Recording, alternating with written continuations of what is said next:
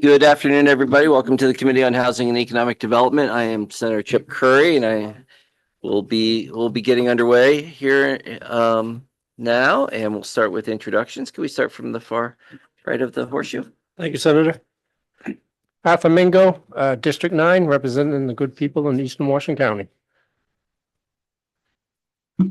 Mark Mallon from House District 133, part of the great city of Biddeford. I'm Cheryl Golick. I am the representative for House District 99, which is all of Harpswell and part of Brunswick. Yusuf, House District 118, part of Portland. Thank you. Good afternoon. I'm Representative John Eder, representing Alfred, Lyman, and Waterboro. Hi there, I'm Cassie Julia. I represent HD 65, which is half of Waterville. Representative for District 84, Mark Walker. That's Naples, Baldwin, Sebago, and parts of Standish. Hi, I'm Amanda Collmore. I represent House District 68, Pittsfield, Clinton, Burnham, and Troy, and I serve as the ranking member of the committee. Good afternoon, everyone. I'm Tracy Gear. I represent House District 134, which is all of Kennebunkport and coastal Biddeford and Kennebunk, and I'm the House Chair of the committee. And I don't know if my co-chair has anything he wants to announce before we kick off this bill, but I'll hand it back to him. Sure. Senator Chip Curry, and I represent the 26 rural, coastal, and island communities of Waldo County. Before we start the bill, I wanted to go over for community members the week ahead. We have got a public hearing and then two work sessions scheduled for later today. Tomorrow, we've just added two public hearings for the bills that just came to us earlier, about an hour ago. And those will be added to the calendar. I think 9:50 is what we've added that to the calendar. So we're 9:55. So we'll schedule those. We'll start out with the public hearings for the bills that just came to us. And yeah, do we have the LD numbers? I'll let you know those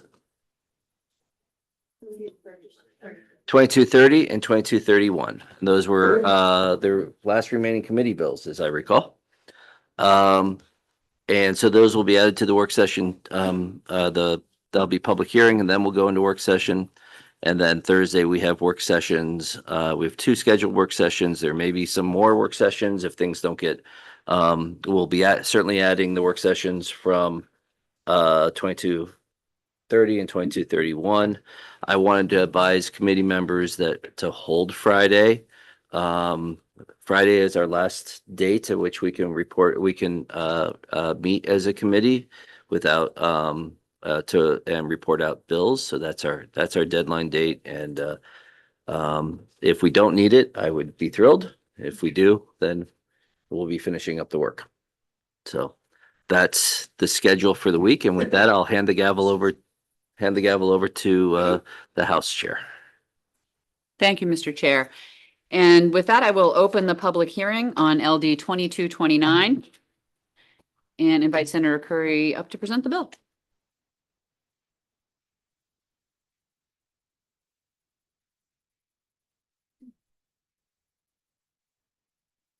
Chair Gear and distinguished colleagues, I will start with an apology. I don't have written testimony in front of you. This is a committee bill that has emerged, one of the 5 committee bills that have emerged from the work session, from the working groups that met in the interim. This bill, LD 2229, solves a problem that was identified by the industrialized housing manufacturers, where they have one set of standards for buildings, single-family dwellings and duplexes, and then a different set of standards related to electrical and plumbing for multifamily. And so, as we are leveraging our modular builds, this committee will remember having traveled to Madison and seeing some of the affordable housing built by modular companies. That's one of the challenges they're facing, is that there are two different non-aligned inspection standards. And so this recommendation came out of the Housing Production Innovation Working Group, and to align those standards to allow for third-party inspections for work and by master electrician and master plumbers. And so I would introduce that, and there will be people that are far more familiar with a lot of the details and live this that will be able to answer questions behind me. Thank you, Senator Curry. Are there any questions from the committee? Seeing none. Thanks very much. And we'll now move to taking testimony from those in the room, first in favor of the bill. So first is Greg Gilbert.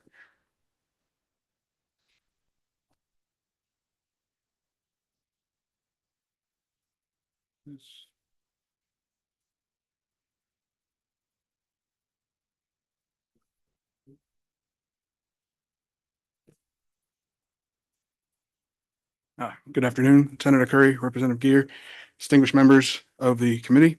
My name is Greg Gilbert. I am the state building official in the Office of Community Affairs. I am testifying in support of LD 2229.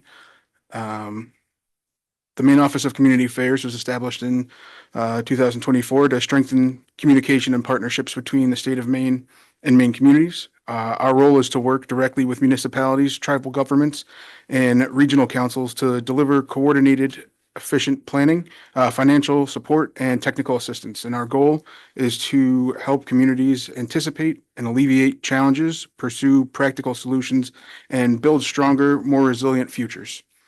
In summary, LD 2229, with MOCA's suggested amendment, which you have a copy of, responds to the need identified in the Housing Production and Innovation Working Group. Currently, there's a gap in regulation of modular units that are used to build multi-unit dwellings and commercial buildings. Because factories are not certified to build to the MUBEC standards here in Maine, factory employees who install electrical and plumbing must be licensed trade people.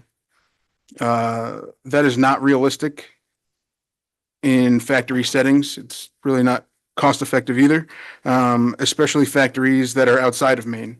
MOCA supports LD 2229 with amendments and believes the intent of this bill is to reduce confusion, provide clear direction in the use of modular construction and occupancy classifications that fall outside of the scope of the Manufactured Housing Board. Now let me provide a little bit more detail. Currently, the MHB rules only apply to 1 and 2 family dwellings and townhouses, like you heard Senator Curry say earlier, as those are the classifications that are regulated by the International Building Code. This is the code that the MHB rules are based on. And as a result, all other occupancy classifications fall under the purview of the Maine Uniform Building and Energy Code, as well as a number of other rules and statutes. But for modular 1 and 2 family and townhouses, many of those rules and statutes are specifically exempted and or modified by the MHB rules, which is why expanding the use of modular units into larger buildings has caused so much confusion.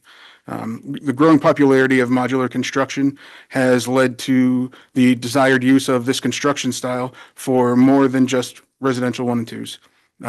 Concepts and projects have been developed, and I've get calls from code officers and municipalities all the time about, you know, what they should be doing, how it would affect these projects, and how to better understand and move forward with the developers. The challenges arise in the anticipation of the construction style and how to implement it. Some of the more difficult requirements to meet with these methods are the electrical and plumbing installation and inspection requirements. LD 2229 is intended to establish electrical and plumbing oversight similar to that of the Manufactured Housing Board, but with a higher level of oversight to account for a higher level of complexity and the fact that these factories are not certified to construct modules to MUBEC standards. MOCA has proposed an amendment to clarify the direction of the bill by specifying new electrical and plumbing installation and inspection requirements for commercial construction. And just to clarify, any residential that is more than 2 units or a townhouse also is considered commercial construction and building code. This approach will reduce the burden of municipalities and should help reduce construction times as inspectors and overseers will be on site, reducing the need to coordinate electrical and plumbing inspections. With experience producing residential units, manufacturers should be able to coordinate with municipalities during the planning phase to schedule required construction inspections and reduce and reach agreements on the use of third parties and other construction processes. For this reason, MoCA supports LD 2229 with our suggested amendments. Thank you for your time, and I'm happy to answer any questions. Thank you, Mr. Gilbert. Are there questions for Mr. Gilbert? I actually have one. If you could just walk us through your suggested amendments and the reason behind them, what they would do, that would be helpful. All right. So in reviewing these, and we recognized a few things. Excuse me. This was, yeah, stapled inside out. I apologize. Right. So effectively starting in the previous section 1, one of the concerns was trying to associate this with the manufactured housing board, when realistically this is trying to cover everything that's not included in the manufactured housing board. So kind of removing that first section there, as we believe it's covered in other sections in Title 30A and Title 32. In Section 2, I believe, give me one second here. This was, again, adding a component to, and I do apologize without having the full statute in front of me. I might be a little off here, but 4152, I believe was, well, instead of getting it wrong, just we try to, or intended to remove the need. So perfect. Thank you. Well, we intended to remove the requirements for plumbing and electrical inspections on, at the factory site, which further down in the revision will be replaced with master electricians and master plumbers taking over that authority. So we have a licensed professional at the factory who will be doing the inspections for the work that is being done, instead of requiring the municipalities and the state to send inspectors out there to do that. Additionally, those master professionals will be required to provide an inspection report, and that report will be sent to the municipality. So, you know, following the trail and making sure things are done appropriately. Inspections are being removed, but permits, we are proposing permits be maintained, as the municipalities can still do plan review to make sure those sort of things are meeting code before the construction even begins. Because as a lot of folks recognize, you want to stop the problem before you're, you know, thousands or tens of thousands of dollars into the project, right? And that just, I think that's helpful for everyone. That is a very vague summary of what we've proposed here. I mean, if you have any other specific questions, I'd be more than happy to put together a more detailed. That was very helpful, though. Thank you. Yes. Any other questions? I will also like to say, sorry, oh, my apologies. We are waiting for some more comments from DPFR. So any updates or changes we will have for the working session. Great. Thank you. Representative Walker. Thank you, Madam Chair. The inspection reports that would be prepared by the masters here, who will design the format of those reports? Would that be per municipality or out of your office, or? It could be, I would need to double check in statute, but I believe there are certain things that are supposed to be provided by inspectors in statute. And I believe that is out of Title 32 already. But, you know, as it gets developed, we'd be more than more than happy to help municipalities develop those requirements. I gather you're saying that, but really the content I realize is already established or will be established, but the format itself, I kind of hear you saying that the format of each report will be depending on how the municipality wants that report to come to them. More or less. I will say that being a one-man, sort of a one-man show for this thing, we haven't gotten quite to as many things as we'd like to, but one of the other goals specifically for building codes and standards is to create technical assistance documents and guidance documents so that a municipality can use that format if they choose to, or if they would rather create something for themselves, that's fine as well, as long as it works. And I just as a request, if you do have additional format or something for work session, that would be helpful for the committee. Any other questions? Seeing none, thanks very much for your testimony. Next is Phoenix McLaughlin, please.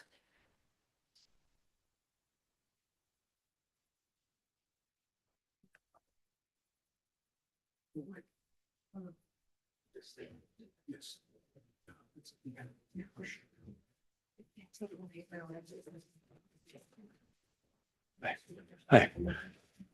Senator Curry, Representative Gear, and members of the Committee on Housing and Economic Development. My name is Phoenix McLaughlin. I'm the Director of Strategy Implementation at the Department of Economic and Community Development. I'm here today to testify in support of LD 2229 with revisions. The Housing Production Innovation Working Group, which I staffed, stated in its report that immediate action was needed to address the issue this bill identifies.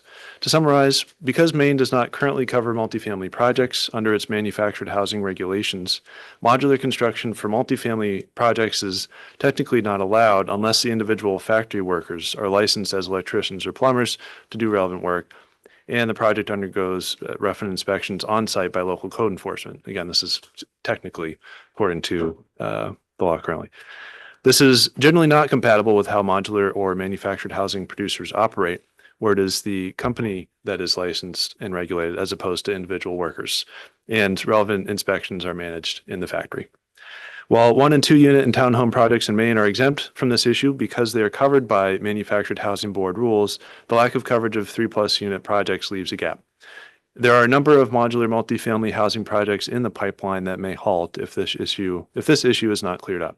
The recodification of Maine's manufactured housing statutes as LD 364 would advance will result in a more robust solution to the problem, but is worth implementing a temporary fix now to ensure the pipeline can continue in the meantime. And I do really want to emphasize that point, that this other pathway through LD 364 that I think you're discussing later, that's a more permanent fix by just covering all building types and sizes under manufactured housing statute and rule.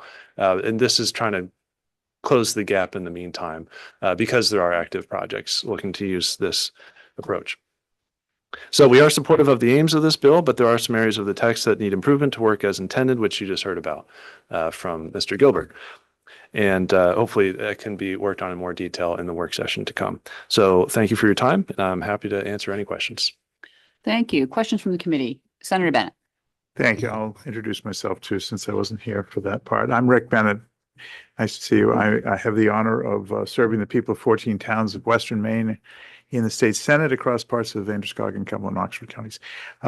So do you subscribe, you're part of the group that proposed these revisions, and you subscribe to all of the revisions that we have in front of us? Is that right? The ones that Mocha provided, yes, we're still talking through all that. Like they mentioned, we also want to get more feedback from DPFR, and they were working on that just this morning. But my the general points of that, yes, I think are correct. Okay, well, it's probably more appropriate in work session, but I just this bill came out of a commission, and maybe somebody already addressed this, but I wasn't here. But this came out of that working group, and we've got some amendments before us. What was there something that caused a reassessment to bring these amendments before us?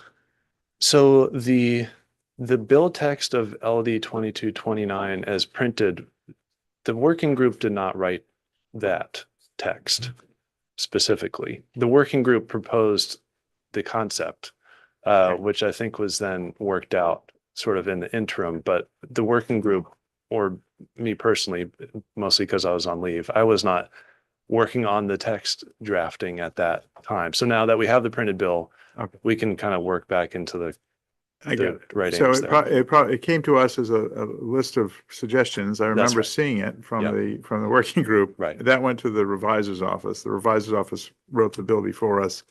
And then you reviewed that bill before us, the team, you and the other agencies, and Right. you said, doesn't quite hit the mark in these areas. And so the revisions before us, do I have that right?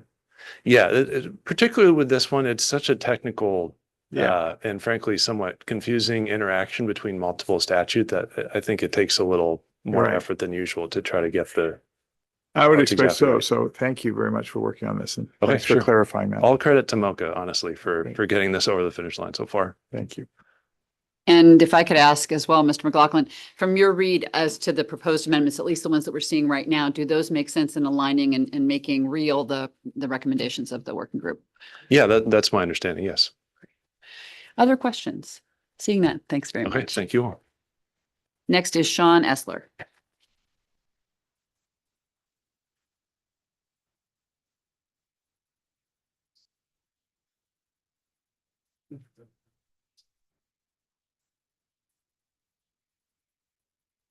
Good afternoon, Senator Curry, Representative Gier, honorable members of the Housing and Economic Development Committee. My name is Sean Essler, and it's a privilege to serve as Maine State's Fire Marshal. I am offering testimony in support of the amended version of LD 2229, while also offering some technical observation for the committee's consideration. Manufactured housing plays an important role in addressing Maine's housing shortage, reducing unnecessary delays in the installation and occupancy of these homes is a goal that's shared by many stakeholders. When inspection responsibilities are duplicative or unclear, projects can slow down and costs can increase for homeowners and developers. As written, however, the bill appears to remove municipal inspection authority for electrical and plumbing installations once the unit is placed in its final location. While factory-installed components are already inspected during the manufacturing processes, several critical elements of electrical and plumbing systems are completed or connected on-site. These may include electrical service connections, water supply connections, septic or sewer tie-ins, and in many cases, heating or water heating equipment. These site installations are typically inspected locally to ensure safe integration with the property's infrastructure.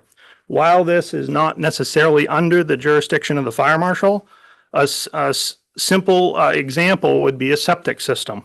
The septic tank itself, the connection to the home, and the leach field may all require inspections either before or after the building has arrived on site. Clarifying that municipal inspection authority continues to apply to on-site installation and utility connections while avoiding duplication of factory inspections could help prevent the confusion in the field. And that's what I think the bill was intended to do right there.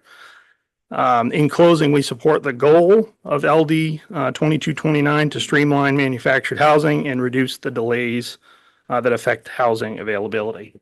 Happy to answer any questions, but hopefully I provided a very simple example of what this bill could do if we do not amend it. And thank you, Mr. Essler. And is there language that you're also providing into the process? Yeah, to we've have been clar- working again with MoCA and with the jurisdiction, the departments behind me. They've proposed some good language. We just have read it, 5 minutes ago, so we haven't completely digested it. But this appears to accomplish all the goals or the concerns that I would bring to the table. Thank you. Senator Bennett. Thank you. Thanks for being here. You're welcome. I've been in the manufactured housing business years ago and familiar with this issue a lot, and actually has come up with various projects. We were on a call together last fall about this with respect to Portland. But are you convinced that the language that you all came up with is easily descriptive and accessible so that people know where that line is between the inspection in the factory and the inspection on site. That is the issue. That's one of the issues. The other issue is just 100%.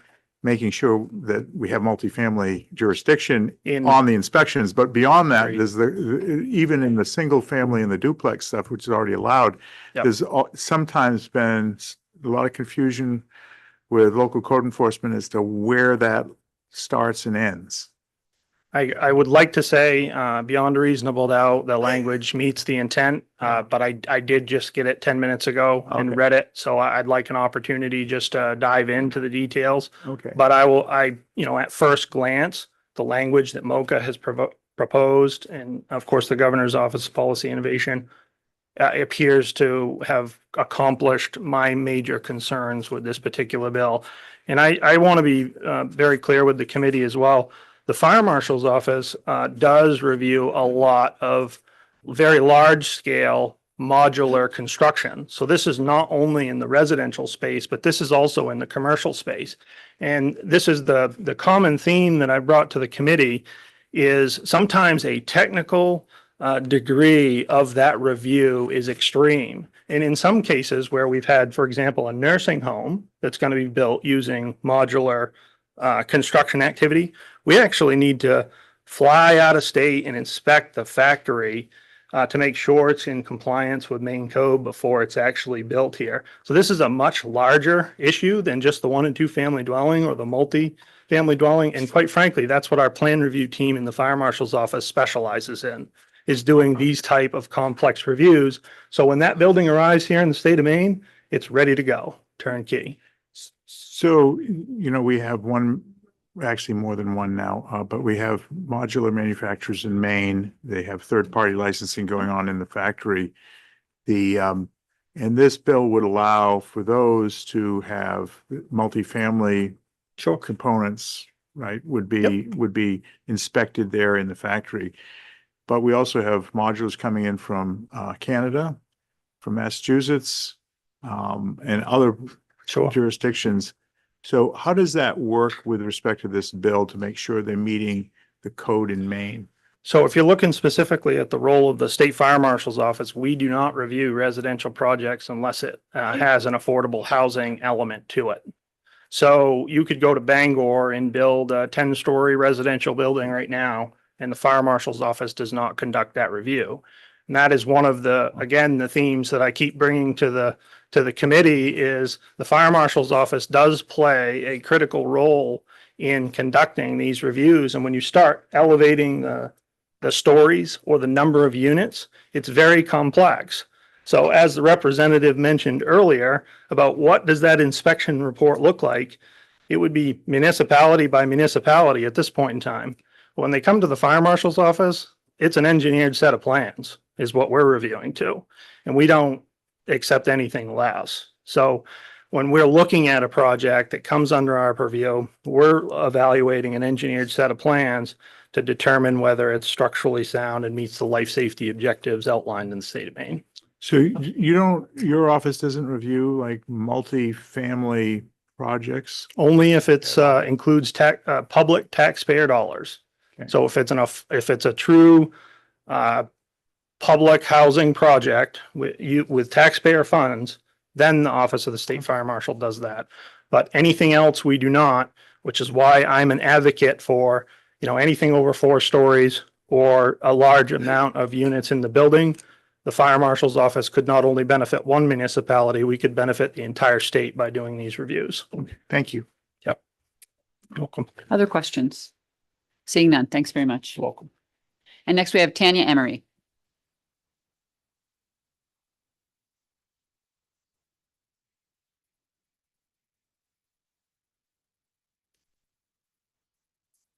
Good afternoon, Senator Curry, Representative Gear, and distinguished members of the Housing and Economic Development Committee. My name is Tanya Emery, and I thank you for the opportunity to provide testimony today in support of LD 2229 as proposed to be amended by the Maine Office of Community Affairs, MOCA, on behalf of the Maine Municipal Association Legislative Policy Committee.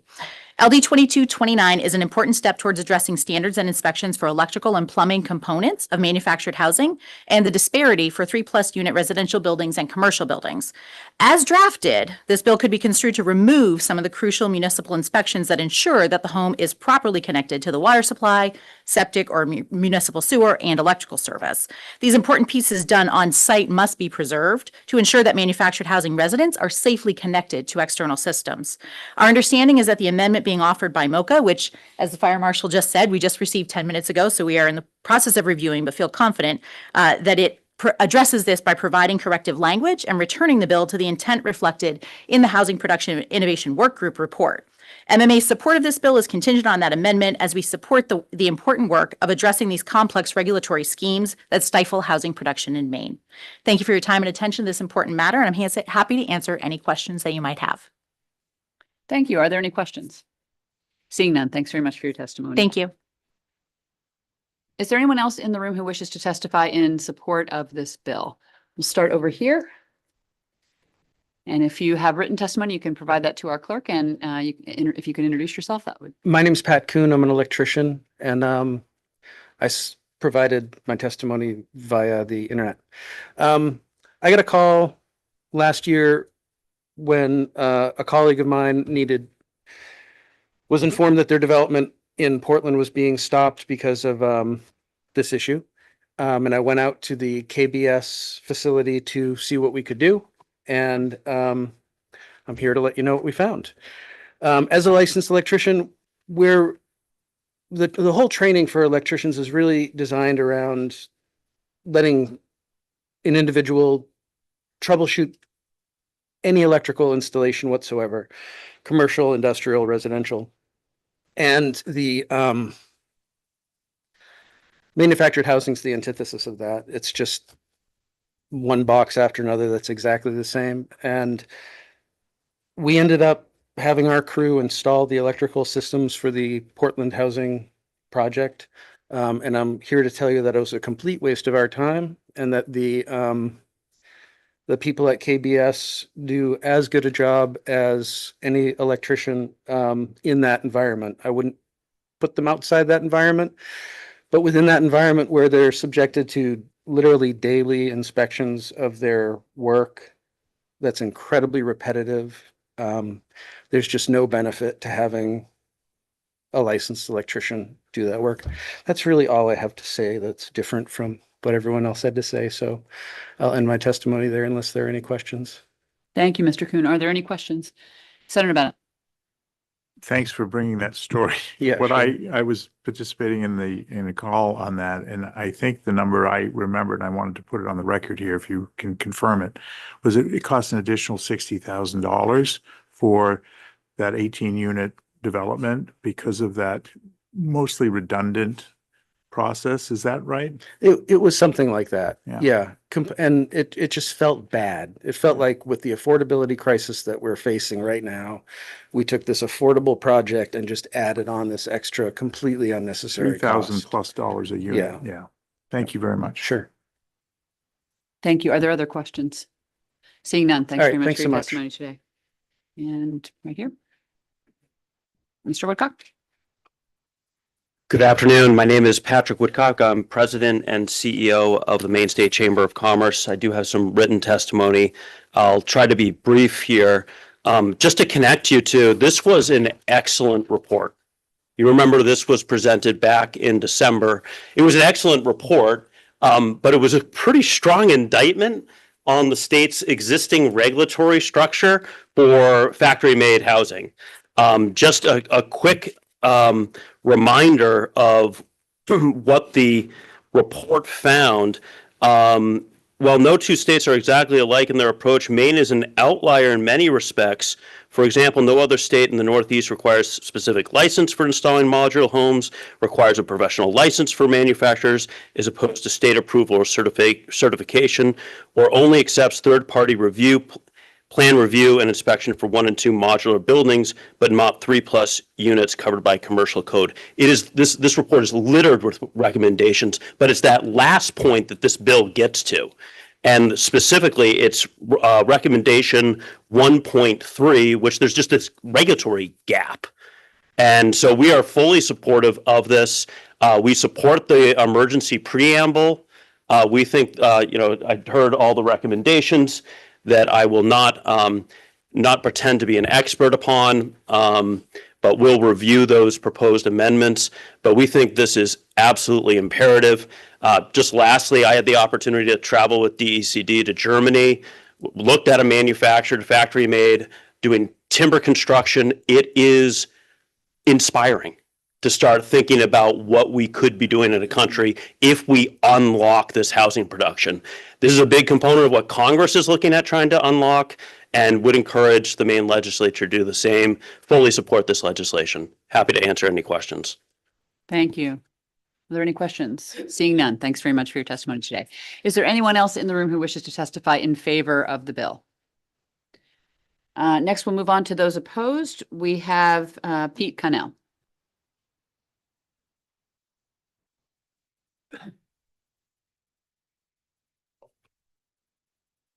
Good afternoon. I'm going to be nimble with my testimony here. I saw it on the fly. It's probably been 15 minutes since I saw this, but anyway, I never avoid an opportunity to speak about the industry, so I'll go through that part of it as well. Senator Curry, Representative Geer, and distinguished members of the Housing and Economic Development Committee, my name is Peter Cornell, and I reside in South Portland. I represent the Manufactured Housing Association of Maine, and I'm here to testify, fill in the blank. More about that in a minute. The Manufactured Housing Association of Maine is a nonprofit professional trade association that is comprised of members that build HUD code manufactured homes, Maine certified modular homes, develop home sites, develop and operate manufactured housing communities, and sell manufactured and modular homes to consumers. We also have industry suppliers as well as lender members that finance HUD code and modular homes. I'm originally from the Oxford Hills and have been proudly involved with the industry for over 40 years in retail sales, manufacturing, as well as the Maine Manufactured Housing Board for nearly 20 years. We feel that streamlining the municipal process will be helpful to all involved and will only help the number of homes that will be delivered and occupied on an annual basis, 985 to be precise for 2025. Our objection has been edited out of this amendment, and so but I will just briefly let you know what the process is. Since the federal adoption of the HUD code on June 15th, 1976, compliance and quality has been assured by an independent third-party inspection agency that HUD certifies. There has never been any requirement by HUD that there be that there is a necessity to have supervision by licensed master plumber and licensed master electricians. HUD has exclusive and complete authority, and its regulatory framework places the responsibility on the manufacturer through approved designs, quality assurance programs, training, and third-party inspections. As a former manufacturer, I never had licensed master electricians or licensed master plumbers. I must say that the in-plant training, interaction with our third party, and the volume of experience, which sometimes led to some of our lead men and foremen to pursue licensure outside of manufactured housing for a separate career. And we didn't encourage it at the time. Now I'm thrilled that they had an opportunity to do that. We're happy to provide additional information, and we'll be here for the work session. Thank you so much for the opportunity and the amendment. Thank you. Questions? Representative Mallon. Thank you, Madam Chair. Thank you, Mr. Cannell, for your thoughts. So just to put a fine point on it, understanding that you are representing a member-based organization, so you might not be able to be definitive quite yet. Does the MOCA amendment satisfy the concerns that you have with the original draft of the bill? Yep. The only concern that the real concern that we had about the original was that it was going to require licensed electricians and plumbers employed by the manufacturer. Well, I'm here to say that I never did, And I did a survey of old cronies to make sure that nothing had changed elsewhere. And so as long as the HUD code manufactured homes that are sold in Maine don't have that requirement in their plants, and the Maine state certified modular homes don't have that requirement that service the state of Maine, we're good to go. Any other questions? Representative Walker. Thank you, Madam Chair. I'm looking at your written testimony, and you recited this, I think, pretty much verbatim. Is that redundant, verbatim recited? I don't. I want to be sure I'm from that Oxford. I couldn't tell you. that last paragraph.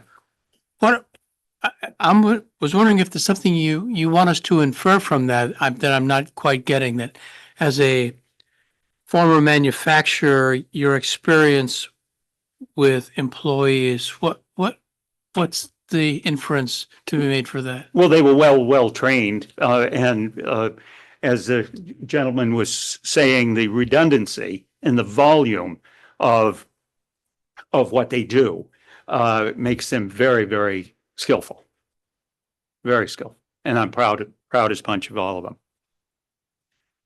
Any other questions? Seeing none. I would point out, I do have some attached some talking point. Oh, yeah, from the Manufactured Housing Association of Maine that might help you with the third party situation. Clear it up a little bit, but we look forward to the actual amendment. Thank you. Any other questions? Seeing none. Thanks for being here today. Thank you. Is there anyone else in the room who wishes to testify against this bill? Anyone neither for nor against?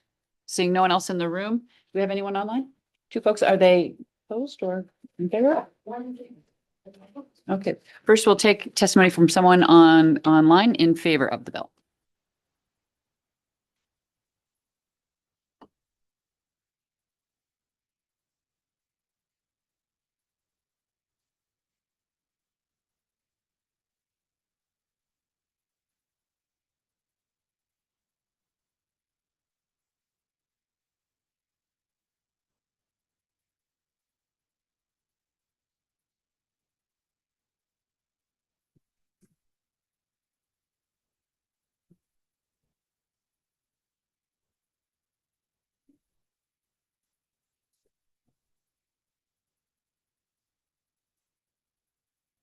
Hello.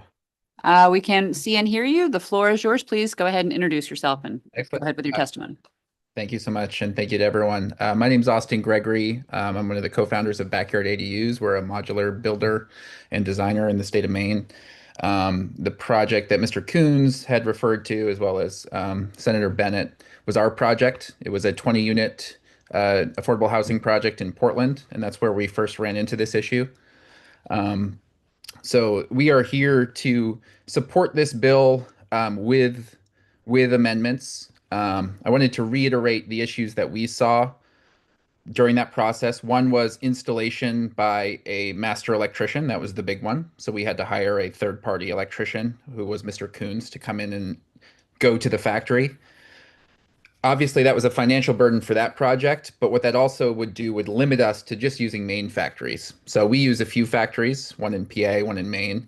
And while Maine is ramping up their production, and we are in full support of that, they are not nearly at the production that we need in order to fully implement modular housing. States like Pennsylvania and Massachusetts, and even New Hampshire, they have a lot more capacity that we can tap into to help us build housing. So that would greatly hurt our ability to build out of state, which would limit the number of units. KBS is really the only scale manufacturing facility we have. We have some panelized manufacturers, and then we have a couple more that are going online that are much smaller, but they can only do 3 or 4 large projects a year. So we really need more manufacturing capacity. The other part is making sure that home rule doesn't come into play. So with manufactured housing, one of the big benefits is the state is dictating what we can do. So to Mr. Gilbert's point from MOCA, I think a big thing with their amendments would be that MOCA would approve inspectors and what a report would look like, which I think one of the committee members are already mentioned. But if we have Portland approving something different than Kennebunk, than Auburn, than Rockland, it will just make it much harder from a planning perspective, and it will put a larger onus on the municipality as well, which honestly, most of these municipalities are open to this. They just don't want the liability at the end of the day. So they're crossing their T's and dotting their I's. So if there is a way where we could have the state organization approve these third-party inspectors and approve a format for an inspection report, I think that would be very important, rather than allowing home rule to take part in that. And again, at least for the modules themselves. I think part of that could also be a standard for a design standard up front that clearly delineated where the factory work stopped and where the on-site work starts. We as an organization already do that. That was a Portland request, and we've now built, I think, upward of 50 modular units in Portland. We're working on 8 more right now for a housing authority, and we've gotten good at just telling them, hey, this is where it's going to stop. They do an inspection before we do anything on site, to give them a good idea of liability, to know, hey, these are the items that you really need to pay attention to on site to make sure that it's safe. And I think the fire marshal mentioned that's normally a gray area that I think could be clarified with, again, a statewide indication of what a report should look like. So yeah, we are in support of this bill wholeheartedly, and as fast as you guys can get it approved, with the amendments that hopefully we'll see here shortly. Thank you, Mr. Gregory. Are there questions from the committee? Seeing none, thanks very much for your testimony today. Thank you so much. And I believe we have someone online testifying in opposition. Okay.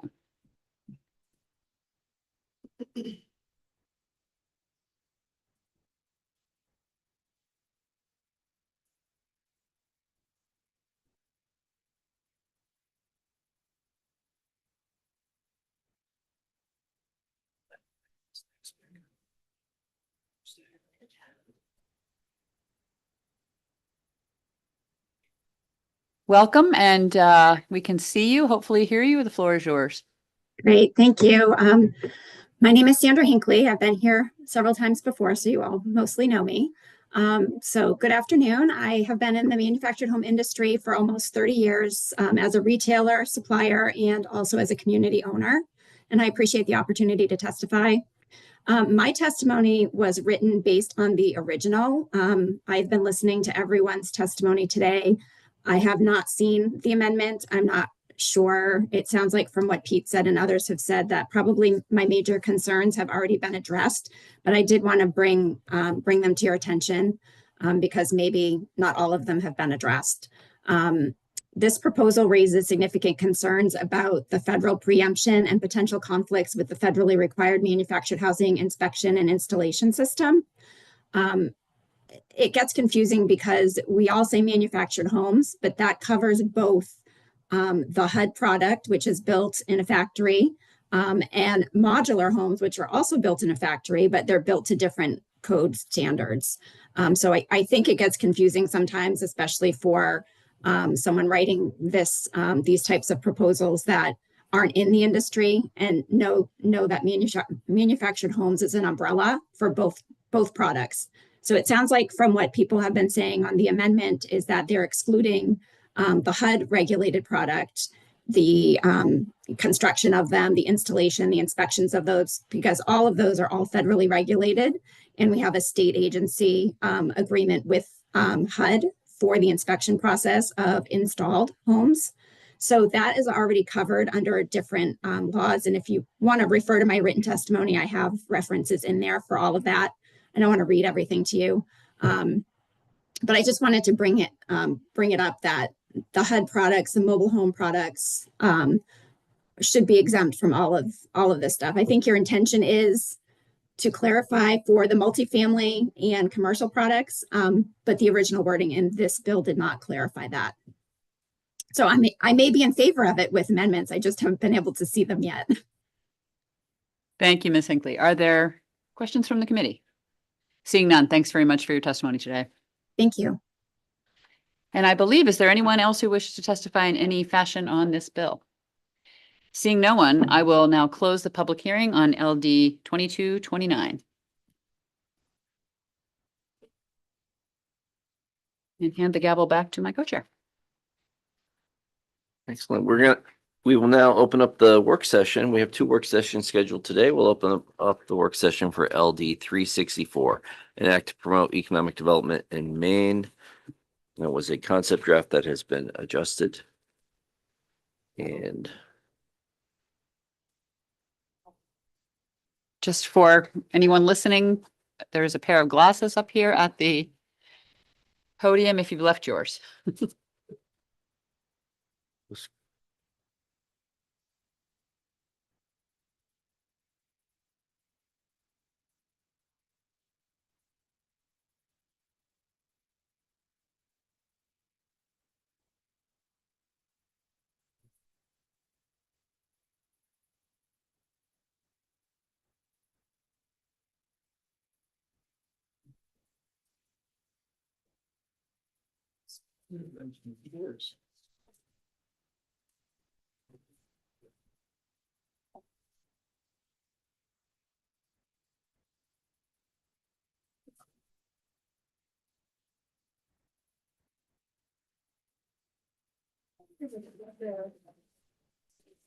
So this is something that before and after the road coming up from you and the lower, so not Senator Cruz.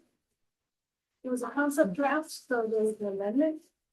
The amendment replaces the bill. It directs MOCA to submit legislation to the next legislative that updates and recodifies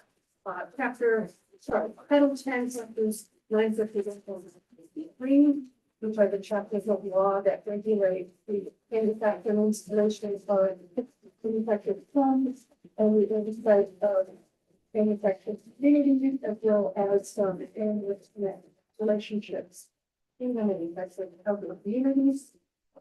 The bill requires MOCA to work with the Office Policy and Legal Analysis and the Office of the Advisor to address to draft the legislation.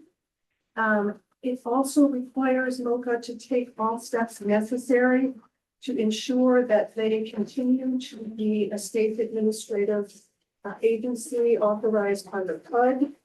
And it requires MOCA to submit a report January 1st of 2027 with the specifics on the legislation.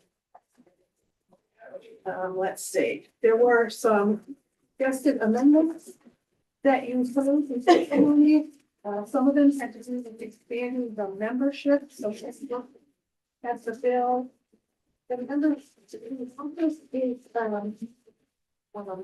consult with representatives at the following list. So the bill doesn't limit them, but it does list suggestions. Residents of manufactured housing, owners of communities, businesses that construct the housing, businesses that install the housing, municipal officers responsible for inspection, and current or former members of the manufactured housing board.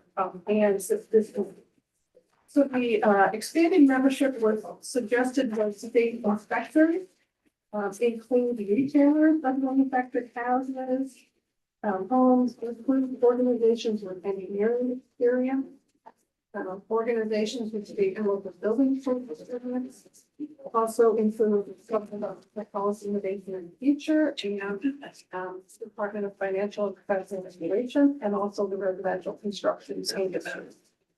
We also heard the suggested amendment that which is more of a substantive comment on the actual work that was going to be done by MOCA, and that had to do with whether to retain the board as the oversight, retain a board as an oversight entity.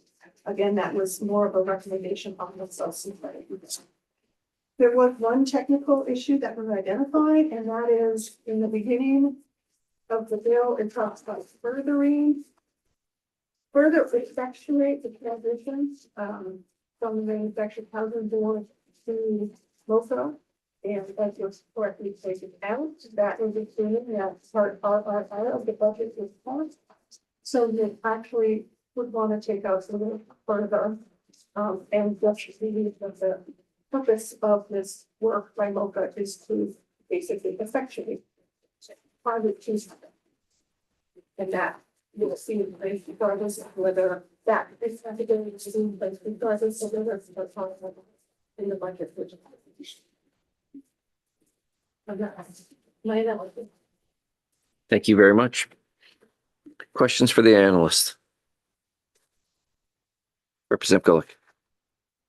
Can I just get a little clarity around where it says retain a board with public members? I believe the current board has 3 public members, but only one of, are we talking about just transitioning that over? Because if that's the case, I would like to suggest that those public members be members of the community, the manufactured housing communities, because right now only one of them has to be. I'm sorry, can you start the Sorry. question on the, You're back. So on the second page, on the back page of the blue sheet that you handed out, this sheet. oh, right.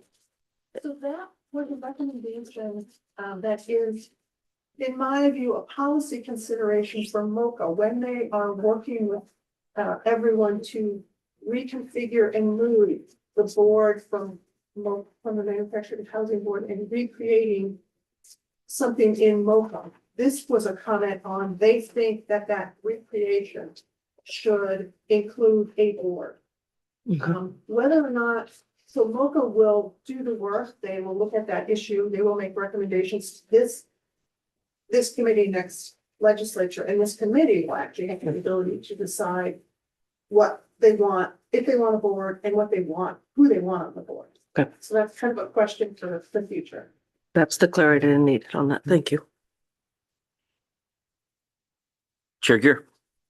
And this is a bit of a conceptual question, Ms. Westfall, but from your experience in OPLA, it seems to me that they're just wanting to make sure that we're understanding that the question about any future board that would exist would be a question that would be part of the recommendations that would come back from this resolve. Is that correct? And if so, what are the criteria that that group would use to determine whether this effort needs a board moving forward?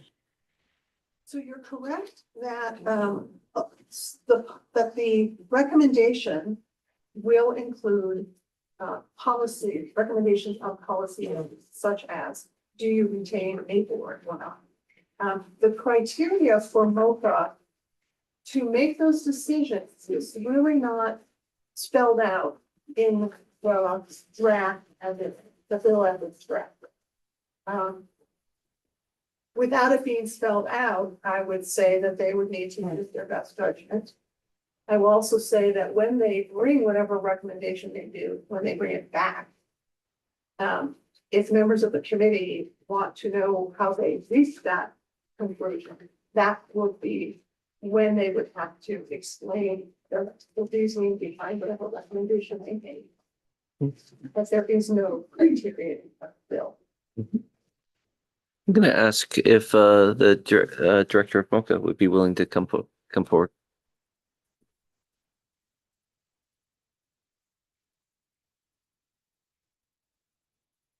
Thank you for being here today.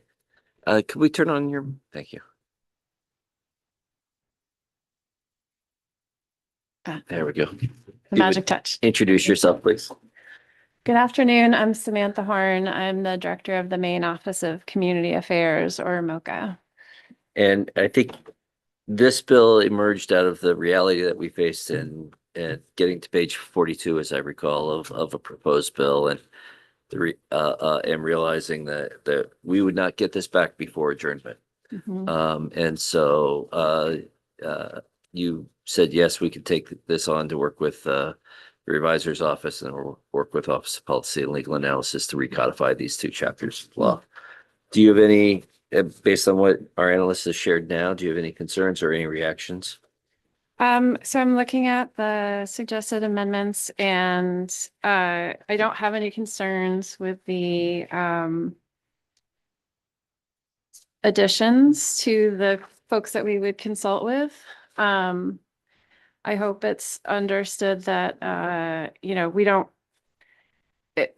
we will be conducting a lot of outreach and it'll be in pieces. There won't be a formal sort of appointed stakeholder group or anything like that, but we will be sure to include all of the groups and types of folks that are listed in the resolve in the discussions and make the process transparent so that as people want to weigh in, they can.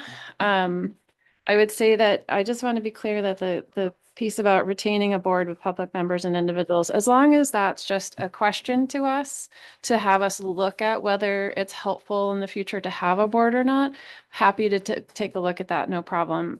We could then consider like the questions like, is an informal stakeholder group the best route to get consistent input from the industry, or does it need to be a formal board, or like how, we can consider those questions. I would want to make sure that this didn't mandate that we have some particular kind of board going forward, because I think that would be premature. The plan is, if it's subject to the legislature's approval, of course, that if the board comes over, if the manufactured housing board staff comes over, we would be operating administratively for this interim period without the board itself directly making decisions. We would be consulting with those stakeholders, but we would be running the program administratively within the agency. And then as we come back to the 133rd, we would be making recommendations about what that longer term setup needed to be, and happy to consider whether a board is an important part of that future setup. Are there any questions? Chair Gear. And it's an interesting, thanks for that overview. Personally, I think that, that when you look at when boards are important, they typically serve very specific functions in organizations. If it's say a nonprofit organization or quasi-public, they do things like hire the chief executive and, review the strategy, and contribute to a strategy document. But they're not, they're not a body that is involved in any particular way in ongoing operations or ongoing work. And I just want to make sure that when we say we should have a board doing this, we're kind of moving this so that we have a different administrative structure behind this right now. And I would before going down that road, I'd want us to be very clear on what we would be looking for a board to do in that context, and not spend time looking into that if that's really not what the administrative function that we're trying to set up for this. So I think just want to say that out loud. Yeah, I think you make a great point about being really clear about what function a board would play in a new administrative context. Because as it stands, they do make adjudicatory decisions for the program, and that's typical of boards in PFR. And of course, I think a lot of you know, I worked previously for the Land Use Planning Commission, and they also have a board that has adjudicatory functions, but whether that's necessary going forward, I think is a separate question. But I agree, let's think about how can we best get the wisdom of folks who are in the industry and also residents and communities in order to make sure we're not making decisions in a vacuum. And so that would be the overall goal, I think, would be to think carefully about the question you're raising in that context. If I could just do a follow on to that. And again, specifically, I just want to again state this for the record, that we're not trying to overly burden these functions with, bureaucracy or process. We're really trying to make sure that it's streamlined and that we are supporting the creation of affordable and attainable housing for folks, as well as helping communities be managed effectively. And so make sure that we keep those goals in mind as it goes forward. So is that your understanding as well? Yes. Representative Collmore. Thank you, Mr. Chair. What concerns me is the statement that we would not be having an official, stakeholder assigned meeting group date or something like that. I like the idea of continued consultation. I think that's a very important, because you can't decide this in one meeting, obviously, because we have multiple meetings about bills. And this is a lot of legislation, but I feel like there needs to be at least one actual, the public could go to it and hear assigned meetings so that people know the business, the people, the communities, if they wanted to be there, MMA, anybody who wanted to be there could be there and actually hear what's going on. So I would ask that there is an actual assigned date meeting, maybe more than one, that allows the public to have that opportunity to say, yes, I understand, because this is huge. This is a really, really big change. It's an entire recodification of law that we want to make sure the public has the ability to have input on. So I would have a really hard time supporting this if we are not providing the public with that opportunity. I 100% agree with you, and I feel like it's super important to have people know in advance how they can participate, when information will be available, what weight their voice will carry in a process, all of that information.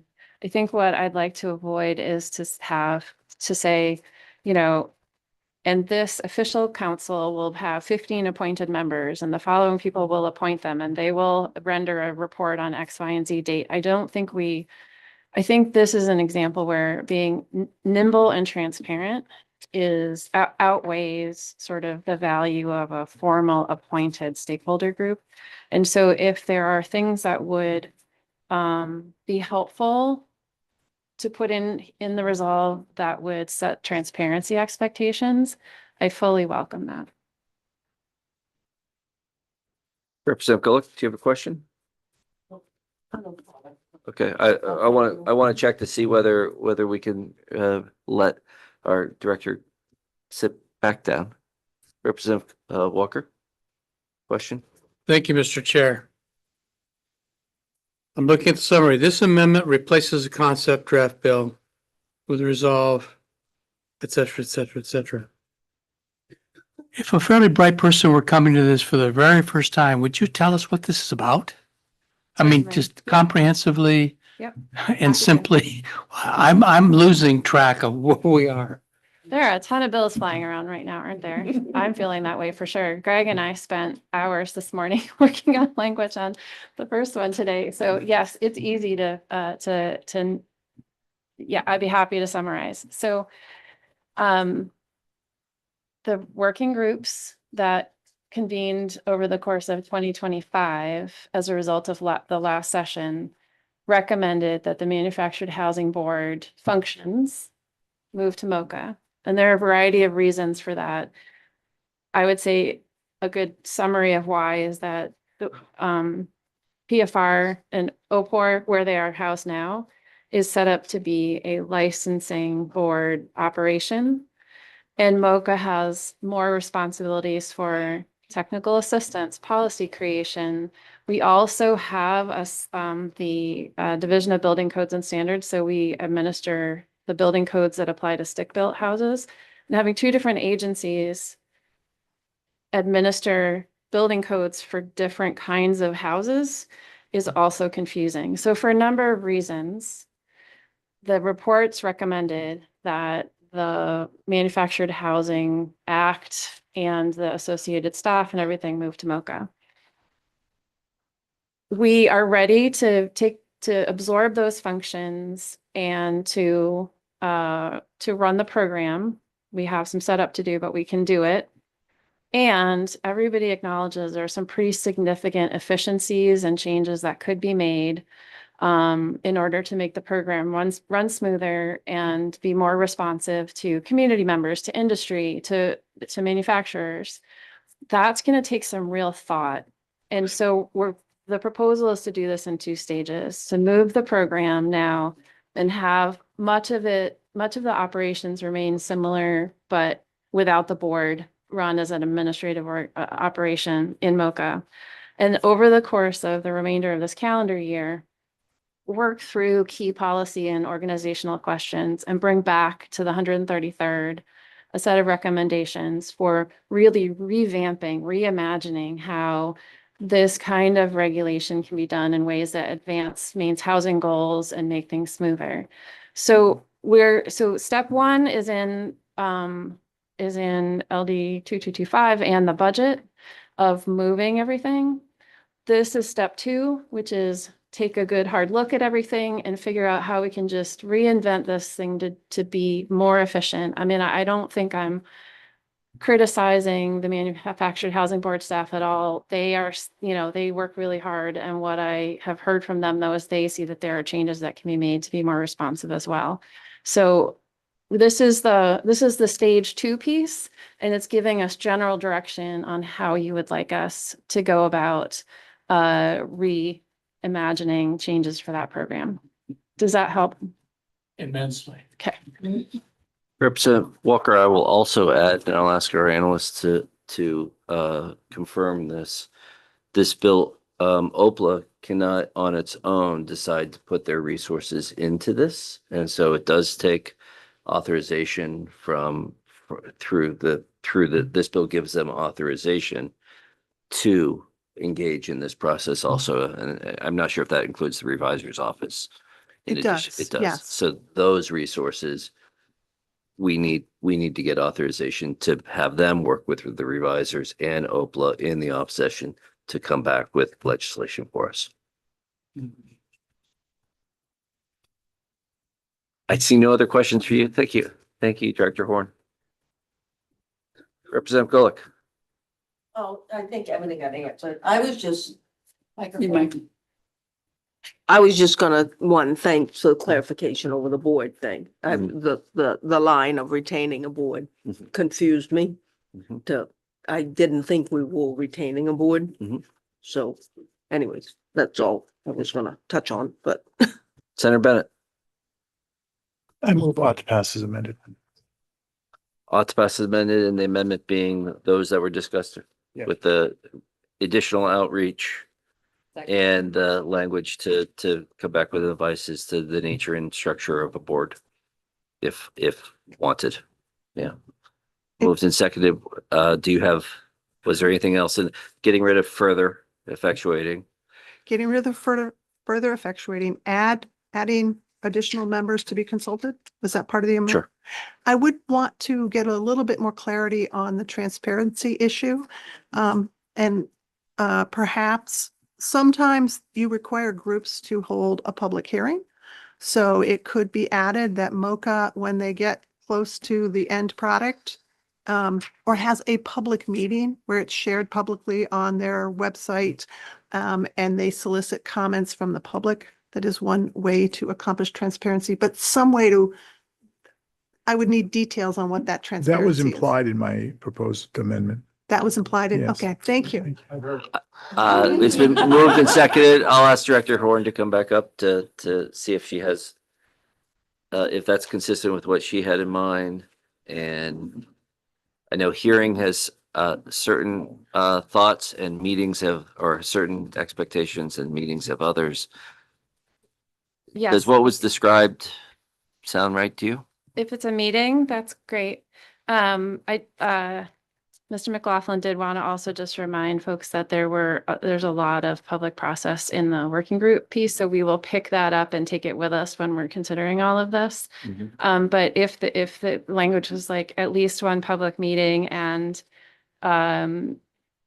notice to the public about how the process will be conducted, something like that, that would be just fine. But please don't give me a public hearing requirement. I did not imply a public hearing in the least. Okay. Thank you. Thank you. You have it right. Thank you. Moved and seconded. Representative Cullimore. Thank you. Yeah, it's really important to me that there's a public meeting. I did not want a hearing either because that's a pain.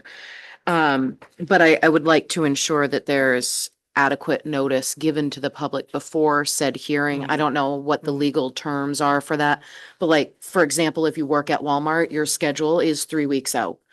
So if you don't know at least 3 weeks out, you will not be allowed to attend. So I want to make sure, that's just one example. There are other places that their month is their schedule. So adequate notice.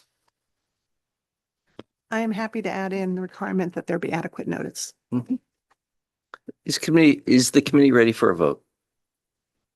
I'll ask the committee clerk to call the roll.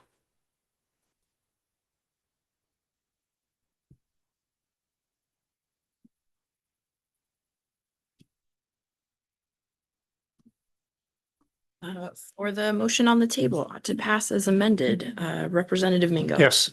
Representative Mingo voting yes. Representative Mallon. Yes. Representative Mallon voting yes. Representative Golick. Yes.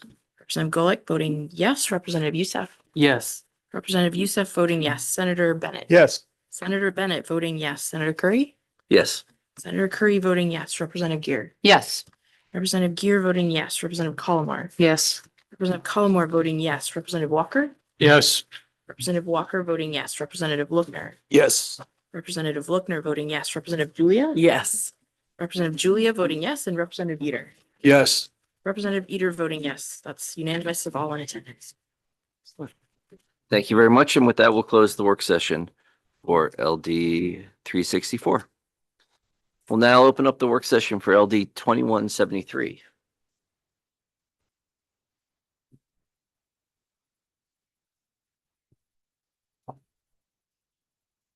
Thank you, Mr. Chair, and I'm going to wait until you have Please. the handout.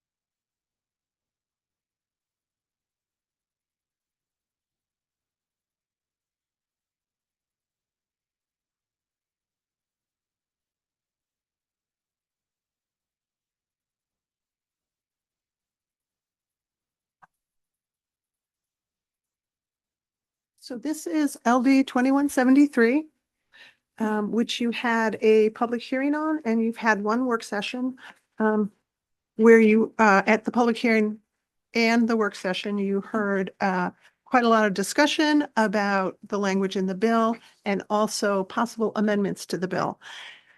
Since that meeting, I have attempted to create a document that addresses some of the proposed amendments or concerns that were raised during the public hearing and the work session. And I sent that to you maybe yesterday, just in case you had a lot of free time. It does not address everything. That is this yellow sheet. That is the yellow sheet, yes. Okay. Does not address everything. And I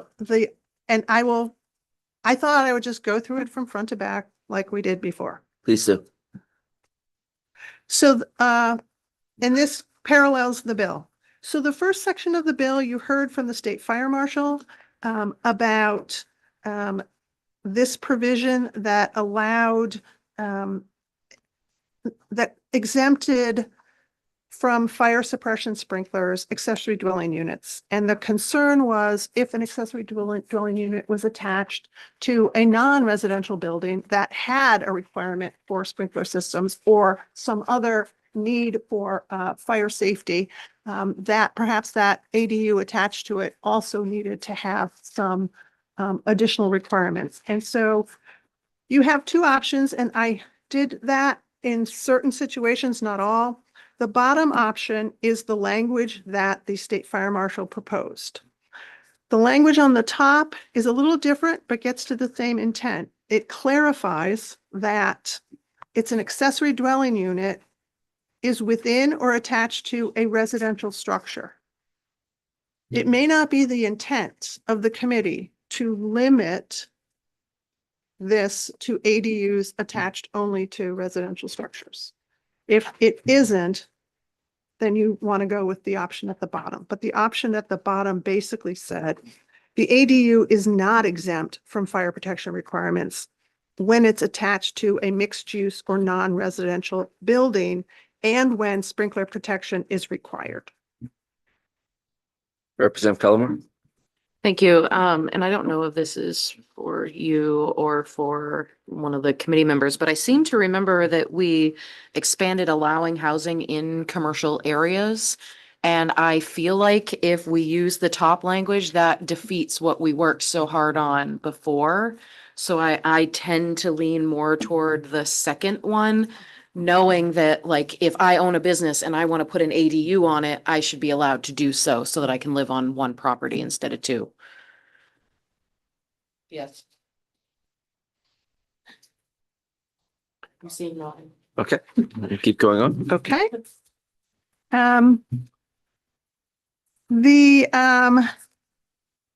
Top of the next page, there was concern with the phrase in the statute. It appears throughout. It talks about public special district or other comparable sewer system. And there was concern expressed about what is a other comparable sewer system. What is proposed here is that we remove the phrase public special district or other comparable sewer system with the phrase public sewer system, and we define it. And it's defined as a sewer system managed, owned, or operated by a municipality, a division of a municipality, a quasi-municipal entity, that is a municipal sewer department, a sewer district, as defined in, and it references, DEP has statutes that regulate sanitary districts. It references that, or a system that collects stormwater, or a sanitary district. So this definition tries to capture all of those types of sanitary sewer districts or businesses or entities that are regulated by state law. And it gets rid of the phrase other comparable sewer system. So that is a proposal to make changes throughout the bill using this phrase of public sewer system. Where was the source of that definition? Did you create that definition? This is a Did you get definition. feedback from Yeah, anyone that else? I looked at both Title 22, which had been mentioned for public sewer and septic, but really it's Title 38, which is DEP regulation that really has more regulation over the public sewer systems and public septic and sanitary districts. So this is basically all the types of words that appeared and are used or in a definition in that section, both in, there's two different chapters of the statute. Representative Callamore. Thank you, Mr. Chair, and thanks for coming up with this. The only concern I have, or question maybe, not necessarily a concern, is it's not just about public sewer, it was public sewer and water. And so where does the water part come in to this discussion? So the water, I did look at the phrase. So in your copy, there are some highlights, which are hard for you to see, that show the phrase. So if you go to page 4 in the bottom block, it's a public special district or other centrally managed water system. That phrase was harder to replace because the phrase public utility would be a good, or public system, or public water system, or special district system is used throughout this chapter. It was difficult for me to come up with just one definition that said, without having to go to 25 other times and figure out what did they mean in the subchapter that dealt with municipal control of water flow, which so that was more difficult for me to handle. So I was not able to come up with a alternative to that. Go ahead. Thank you. So in the areas where we're talking about, I mean, sewer is a big thing, obviously, and if you have sewer, you probably have public water as part of that, but public water could be more widespread than the public sewer because there's two different types of funding, two different control sources. It's such a pain in the butt because in my town, we really need to replace water lines, but we only have money for sewer. And so how do we ensure that we're doing the intent of what was there with the public water and sewer? Because we're still pulling on resources with water, and we may have longer water lines than we have sewer lines. So I just want to make sure we're clear in what we're talking about with that. Yep. And the question that I didn't give you amendments to, which is the rate of growth caps, the density, the minimum lot size, those requirements that are in this bill, and the discussion about, so there's a designated growth area and we can have one thing there, but what about those areas that aren't a designated growth area but have public water and sewer, and what do you want to allow in that area? That is related to what you're talking about. I think you can the committee can come up with what they want to do in those areas without changing this phrase. All right, so that is a suggestion to deal with the sewer system component. The next page is page 3. I am going to go quickly by. If it says changes to address implementation date provisions, those are very technical. Those are things that I've worked with the revisor's office on. I am just going to tell you that the intent of these changes is to remove reference. The implementation date said 2024 because that's what the implementation date used to be. It's not, 2024 is not the date now. That's going to be something you decide later. So these are technical changes to get rid of those provisions that we no longer need. And as long as you agree to the cleanup, I don't need to spend your time going down that rabbit hole. But we do need to pick a date. Yes, and that is actually in the last section. Okay, of the, thank you. Then there was the question on the top of page 4. And some of these repeat in different sections, and I identify that. If you look at that box on the top of page 4 at the bottom, it says change added to section 11 below, because sometimes the changes repeat. This was that concern with you have 2 different areas of growth and you have public water and sewer traversing between them. And is that area served, that in between area served by public water and sewer? And you don't want it to be. So this statement is an attempt to say, so it says an area served by special water and sewer in an area intended to serve buildings or residents. Then the last sentence, an area of a municipality is not served by public water and sewer merely because public water and sewer traverse the area and connect 2 or more other areas serving or intended to be served by. So that is an attempt to say that in-between area, just because you have public and water running underground does not make that an area that's served by public water and sewer. Senator Bennett. So who determines intentions? So the phrase, was intended to serve.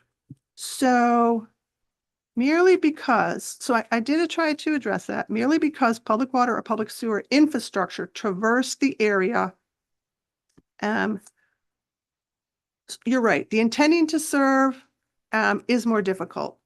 It's clear when it's already, yeah, that is a subjective phrase, and I was not able to come up with a different way to phrase it that would be more specific. Because not all towns have comp plans, so I couldn't necessarily tie it to us. I couldn't come up with a way to address that. Is there, may I just, so when you're looking at that, did you consider like giving that intentionality to be determined by a certain authority? Like it might be the select board, town council, some entity that, I mean, is that a possibility? And did you think about that when you were looking at that issue? I didn't think about it. I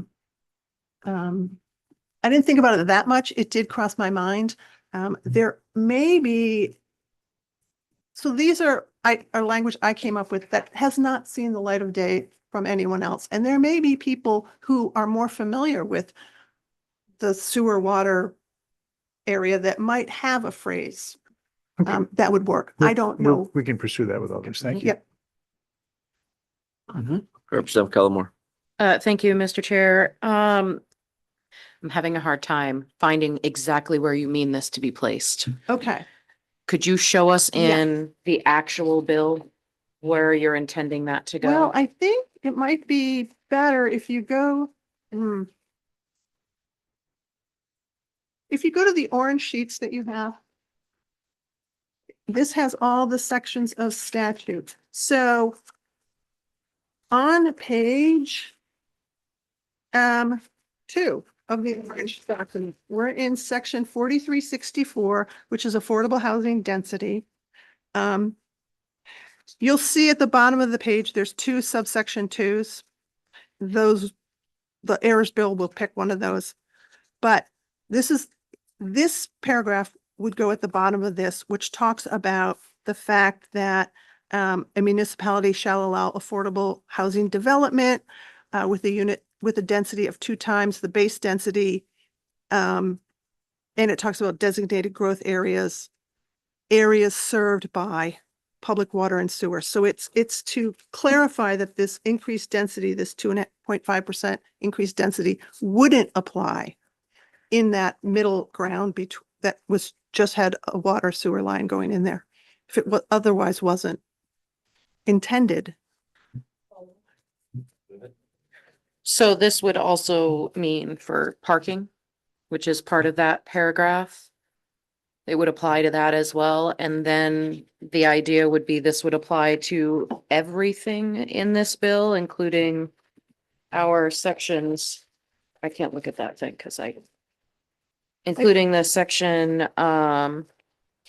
11, which is what it noted it was putting it in, but section 11 with the A, B, and C, it would impact that as well. So a town could decide, I'm trying to traverse this area with this water. I'm skipping over this spot, so it's exempt if this wording were picked.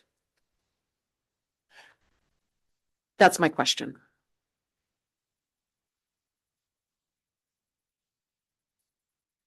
I think that's a possibility, whether it's a probability, will a municipality lay water and sewer lines in a specific location? Like the example people used was a school somewhere or an industrial area somewhere that they needed to get public water and sewer to, and it went through different parts of town. Whether your municipality would say, let's put that water and sewer here as opposed to here, which is a shorter path. We'll spend more money here so it doesn't have to be a designated growth area. I mean, I think that's what you're getting at. I think, yes, technically a municipality could plan that way. How often that would happen, I can't predict that. I'm more thinking of the towns that already have the traversing lines. Oh. Not of the towns that are looking at doing. Okay. Because they'll make a decision based on cost, obviously. But if I already have one running to my industrial park, right, I can say, no, sorry, that area is exempt because it's intended only for the industrial park. Yes. Yes. Yeah. That is perhaps an unintended consequence. Yep. Yep. Let's continue. Yes. The next one on page 4 is another concern raised by the state fire marshal, and that had to do in the section of statute that had the additional height allowance.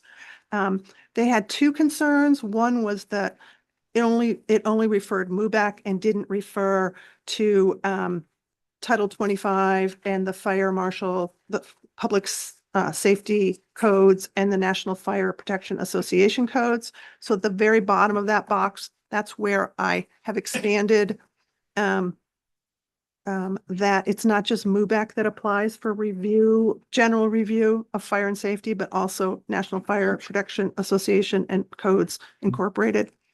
The changes at the top of it were intended to address their concern that the review by the local municipal inspector or designee wasn't a review necessarily for fire safety. It was a review to determine whether the municipality actually had the capacity and resources to put out a fire in this because of this additional height.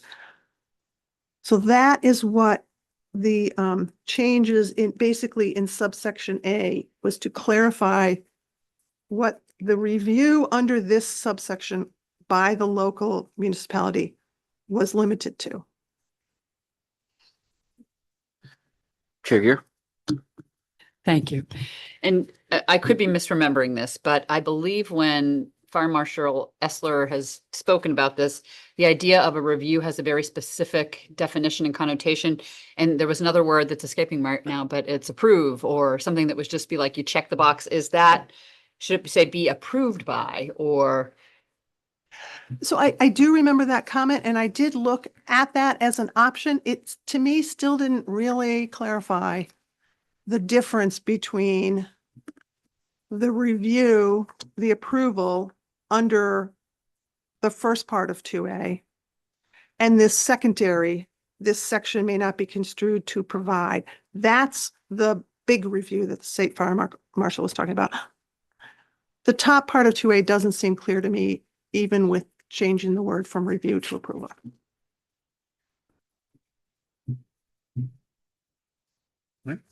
Representative Collmore.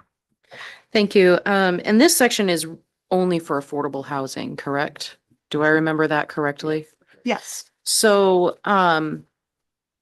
what about the feedback that we heard from the fire marshal's office about they just have to anyway because it's additional. They're doing it for HUD. Why wouldn't they do it for all? They being the municipality or the state fire marshal? State fire marshals. I do remember that discussion. Was that the discussion that had to do with changing their authority? Because Allow them to do all affordable and not only HUD. Right. That would be, my understanding was that was a change into Title 25.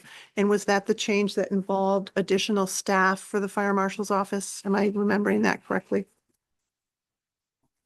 So I didn't address that comment because that was my recollection, that it was changing their statutory authority in the way you describe, but it would require more staff for them. But maybe there's someone here that. So I'm going to recommend a process here. I want to just keep going through your analysis, and I want us to take a little bit of a break and find out, and we'll come and then I want to hear from some of the folks that this is referencing. So I want to get through all of the analysis. That is also giving people in the room time to read what has been said and to hear the description. Then we'll circle back and we'll come back again through the items and if people, to get reactions from people that represent those areas. So. Questions? Well, no, questions for the analyst, Okay. but hang on to questions for, if you were trying to bring up the fire marshal or the public water and sewer people so we're going to give them some time to react to this and then we'll come back. Okay, so we're on the top of page 5. You remember hearing testimony about this language that was limiting a municipality's ability to set minimum standards for surface water. It was restricted to what DHHS allows under Title 22. You heard about source water and wanting to give the municipality the ability to protect their source water. And you also heard testimony or comments that Title 22 is not actually the only title that has some regulatory authority over source water. So you have two options. The first one says that a municipality may not set minimum standards for surface water, wastewater disposal other than what's allowed by DHHS and DEP, because as I said, wastewater is governed by both, except as necessary to protect a municipality's public drinking water. So it keeps the original statement in the bill, adds not just DHHS requirements, but DEP requirements, and says, except to protect a municipality's public drinking water. The option down below was another individual's draft of that. My only comment on that one is it needs to be expanded to include Title 38, which is the DEP. It's a little bit more restrictive because it specifically references DHHS standards. And I am not sure that those actually are appropriate. Okay. Representative Collmore. Thank you. So it's repealing the first block paragraph. Where in the orange packet are we looking at what the first block paragraph that we're repealing is so that I have context? Yes, and actually that's kind of an aside. So we are on page 3 of the orange packet. So this amendment on the very last paragraph, this amendment in its original form removed that paragraph at the very bottom and replaced it with this one. And I'm not actually sure why it removed it and didn't just add to it. Because the bottom paragraph says basically, if you give the local plumbing inspector a written verification, if a local plumbing inspector gives written verification that this housing structure meets plumbing requirements, the municipality cannot conduct additional review. And that was in response to concerns that municipalities had repetitive review processes that were slowing down these projects. I'm not sure why the bill removed that, because what it replaced it with is something a little different. So you may want to actually keep what is at the bottom of page 3 on the orange sheet, and then add one of the 2 versions from page 5 or something similar to it. Go ahead.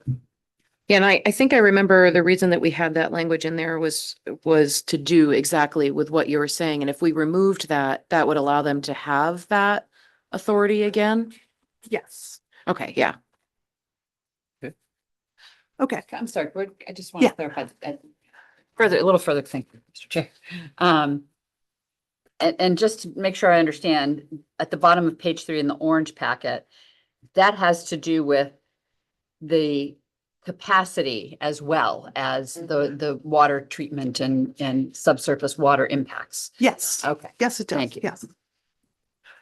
Okay, the next change on the, still on the white or the yellow, sorry, I have different colors. Yellow is to address the concerns expressed about flood areas or also natural hazard areas.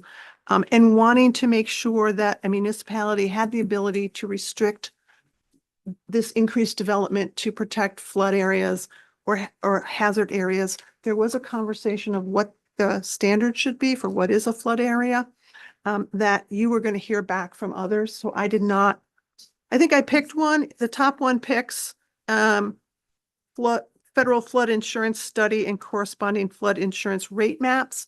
But that was me just picking one to fill in the sentence, to finish the sentence.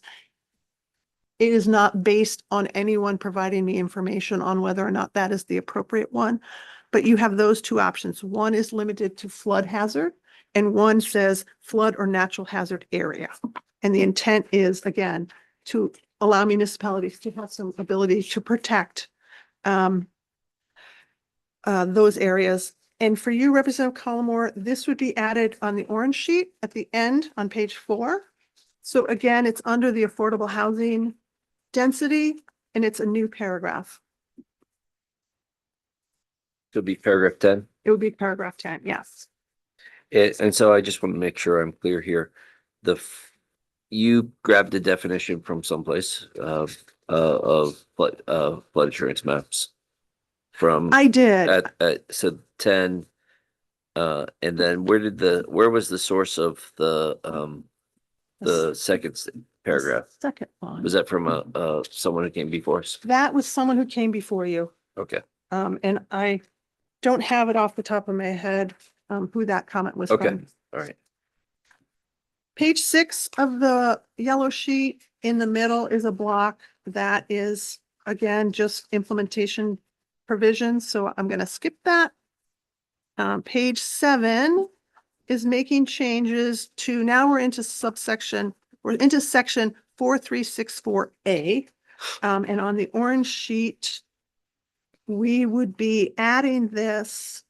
You would be on page 6 of the orange paper, and 4364A is the general, you can have up to 4 dwelling units, and this is the section that has lot size and density. So this would be the same language as before, trying to address that area in between 2, where the water and sewer is traversing. The exact same language, but in a different section. The next changes on page 8. We actually, this is where it gets to be repetitive. We just discussed it in section 7. And this is the protecting the municipalities' ability to protect their source water. So on page 8, what you're seeing is this language being added to 4364A. Before it was being added to 4364. And on the orange document, it would be added at the bottom of page 6, top of page 7. And again, this is a section that has that language about the written confirmation, written verification from the local plumber that was taken out. You might want to actually leave it. So I want to back up just a second. Yep. Bottom of page 7. Yep. That was the same as that's the same language that you used earlier. Traversing but not serving. Yes, yes. Okay, and we're coming at that twice. Yes, because one is in section 4364, which has to do with affordable housing. Okay. The other is in 4364A, which has to do with density and minimum lot size and designated growth areas. Thank you. Okay. So we're on, you did page 8, there's an implementation date provision. Page 9, there's 2 implementation date provision sections. And at the top is the language about flood areas and natural hazard areas. So again, this is the exact same language. It would be a new section added into 4364A. It would be on page 8 of the orange sheet. It will be another new section. Yes. Okay. And so, as I said on page 9, that's implementation dates. Page 10, the top one is implementation dates. At the bottom, again, we're talking about, now we're into 4364B, which is yes, ADUs. So 4364B also has language about municipal public water. And so that language at the bottom of page 10, you would want to pick one of those or something similar. Top of page 11 is language on the flood zones and the local hazard areas. Again, this would go into 4364B, which has to do with ADUs. And on the orange packet, I believe that we're going to page 11 at the end. Yes. Thank you. And then if we go to page 12, this was the effective dates of the provisions. And it's a mess, but what I would, it's a mess the way it's drafted, but I would say what you want to do is determine what the dates are you want to pick. And as you recall, it's usually one date for municipalities. Oh, wait, I've gotten ahead of myself. This provision is amending something in the subdivision title, and it has to do with when, in addition to when does a municipality have to update their subdivision definitions, when do they have to file with the Registry of Deeds? You might recall that I mentioned that LD 1829 actually had, this language was in statute, and then LD 1829 took it out. And so this is amending it to put it back in. So that's one question. Is this something you want to have back in? But also, what dates do you want to pick for a municipality to update their definitions? And also, when do you want them to have to file with the Registry of Deeds? Mm-hmm. The bottom of page 12 is the global, when do you want this to go into effect? For municipalities that don't need voter approval, you usually have one date. And then for municipalities that do need voter approval, you have a later date. I just moved, it was 26, 27. I moved it to 27, 28, but that was just for illustrating purposes. Okay.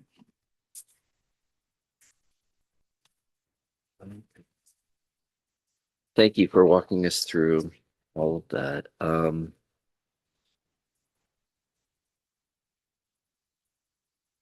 Like to take about 10 minutes for people to read. And we'll start back. We'll do 8 minutes. We'll come back right at 3. And yes, and then my intention is to I do want to hear from I'll be inviting people up to talk about sections that they gave testimony on earlier. I just, Yep, Chair Gear. Just, I feel like I missed something. I'm not sure if I did or not. Oh, just the rate of growth on page 2 of the yellow sheet. Basically, on your yellow sheet, since there's no changes, there are no changes suggested in what you had done. We didn't walk through that. That's right. I did not address the rate of growth or the density or the numbers or the in a designated growth area, in a designated growth area with public water, public sewer. That is all, to me, policy, substantive questions, and then I draft based on what you want to do. Thank you. Okay.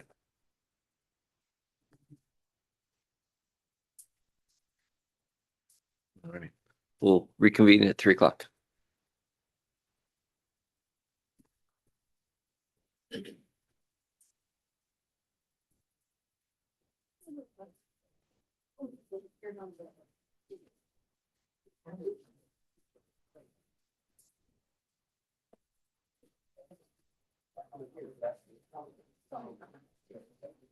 Keeping you on your toes, Lil. Enough to do. We gotta keep her busy. I'm like, what is the lead to this? I need to understand it. And right from the It's just Well, at least you didn't have to do the right to repair.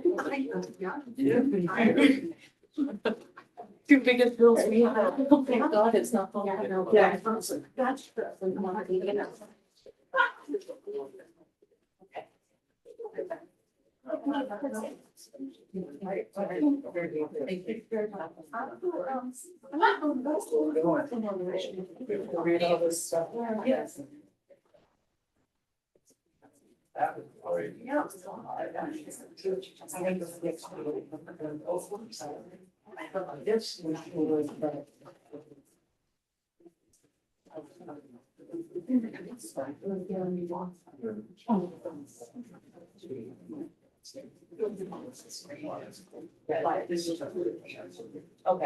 true.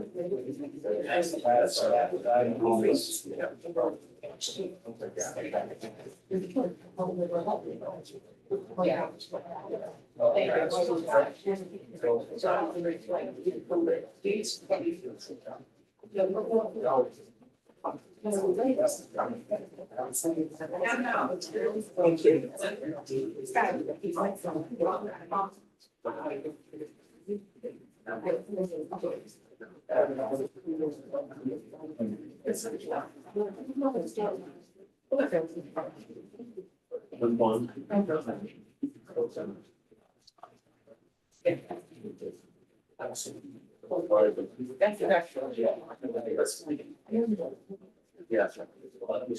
Second is. Would you like to see my notes? Yeah. I've made that very clear. I testify. Schedule. Oh, excellent. Thanks for. Oh, yeah, no, it's not.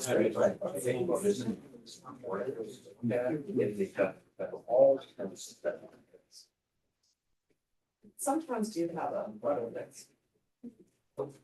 I feel like the reference to flood insurance. I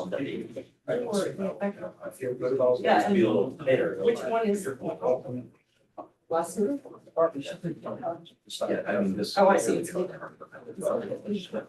Correct. Guy. These were shot. You know. Federal flood shots. Okay. I just.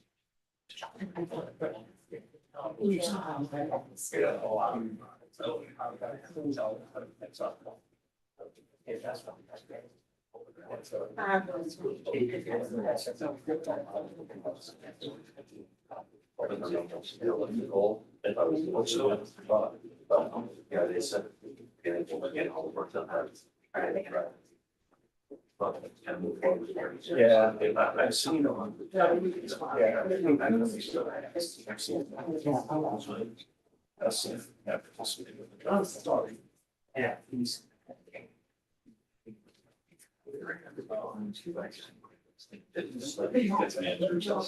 All of the things that you know. So that's what.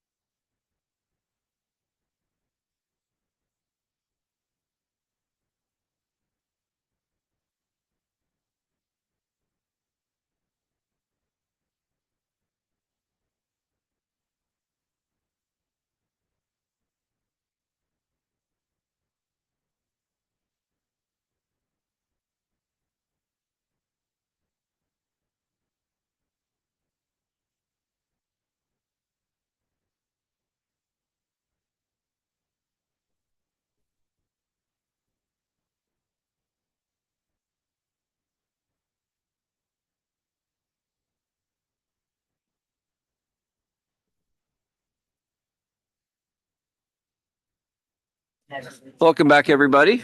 We're gonna start off and my intention is to walk through the yellow sheet that our analyst has shared and kind of work with the issues as we, it's kind of the second round through. First analyst, second questions and whether there are people here in the room that can help us out. And the first person in the room will be our fire marshal. So I'll ask our fire marshal to come give us assistance.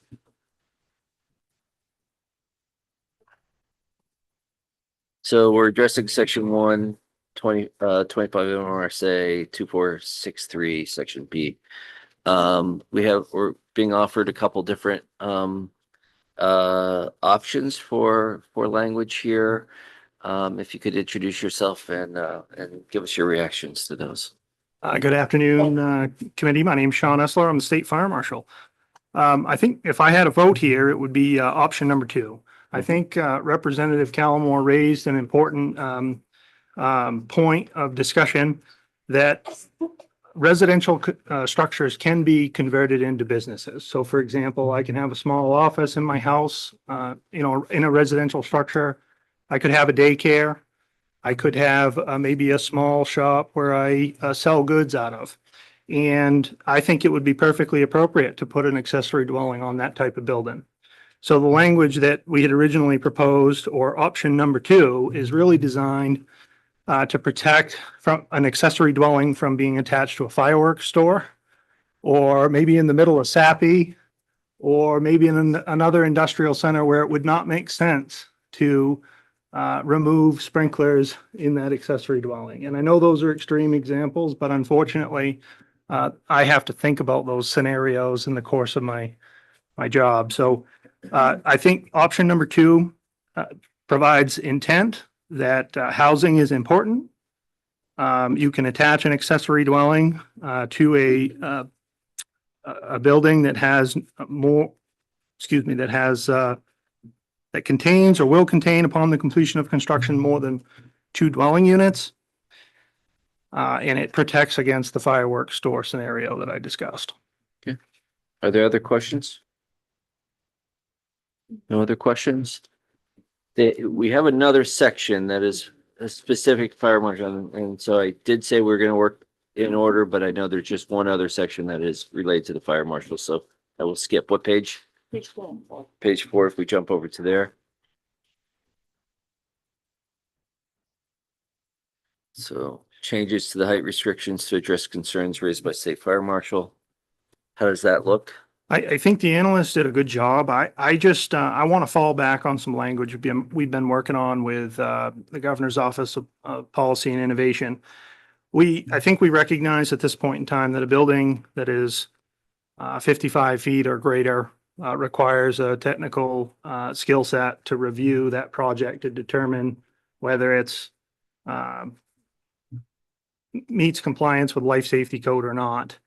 I would just propose that we send these projects specifically outlined in this section to the fire marshal's office for review. And if they're being funded with any public use of funds, we're already reviewing those. So that doesn't have a major impact on our office because it would be something we would already review. As part of our review, we're going to look at the municipality anyway, and the fire chief can have input in our process as well. But if we have a large building and it meets fire code, meaning sprinkled, smoke detectors, good means of egress, and whatnot, those are the provisions of life safety that are certainly going to impact people's lives in the first, 4 to 5 minutes of emergency. So we would just recommend, sending it to the fire marshal's office for review, or a delegated community that's already following the law to do reviews in our place. That takes out the ambiguity of what a review is, what a review is not. And I think some of the language that I have in front of me that was drafted, section 6, to be eligible for additional height allowance pursuant to this subsection, an affordable housing development must be approved by the Office of the State Fire Marshal or registered municipality under Title 25's section 2448-A. Period. Now, that's my opinion. And then certainly the fire chief would have input into our process.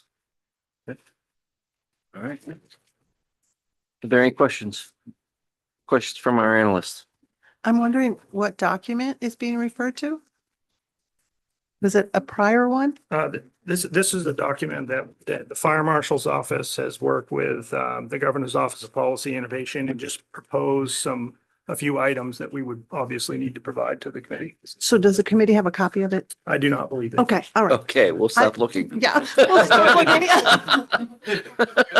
I am so sorry that I did not clarify. You do not have a copy. All right. So. Okay. Okay. Other questions? Fire Marshal. Seeing none, thank you very much. Actually, if I may, so the fire marshal, you're proposing that we not allowing municipality to review it for the reasons that I believe it was originally in there, which is we don't have equipment? Is it? I'm not proposing that we don't have municipalities review it. What Okay. I'm proposing is that this, when we start getting into this high of a building, it takes a reasonable degree of technical ability to understand that sometimes a life safety features in the building are more important than the ladder truck that may be responding. Not all the time, and that's not every single case. But it's important that when we talk about these large buildings, that sprinkler system, means of egress, fire, I'm gonna say it, I don't want to say fireproofing, but fire resistive ratings and whatnot are in place. I think the municipality already has the law in place under Title 2448-A to conduct reviews on behalf of the fire marshal's office. That was part of the discussion with the committee. And I also think that the code enforcement process at which the building is already going through involves the municipality to the point where the municipality already has significant amount of say in the project. So while I don't want to erode in any stretch of the imagination the fire chief's ability, I think that a more thorough review would be done by the fire marshal's office relevant to this conversation. I want to check on something here because the language is additional, development to exceed any municipal height restriction 15 feet, but only up to building height of 55. So it's not going over 55 feet in no case. And it could be less than that if the municipality has a height restriction of 2 stories. It could just be that it is 14 feet higher than 2 stories. And so are those situations where you feel that the fire marshal's office should be reviewing those as well? The fire marshal's office today is concerned with 4 stories and above. 4 If stories. if I could ask the committee for any additional authority than what I have right now, it would be 4 stories and above in large scale complexes.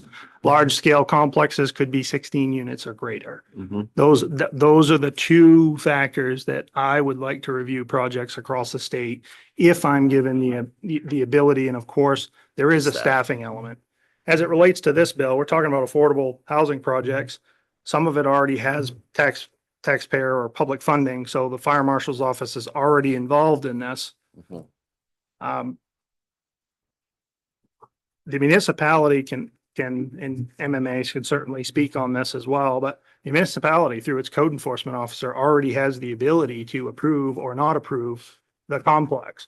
So I think while it was excellent that the committee suggested that the fire official review for the extended height, I think we're also missing the point that the life safety features in the building are going to decide whether that building can be built or not as well. Thank you. Appreciate it. See no other questions. Thank you very much. Perfect. Thanks. Now we'll go back to the second item on the yellow sheet.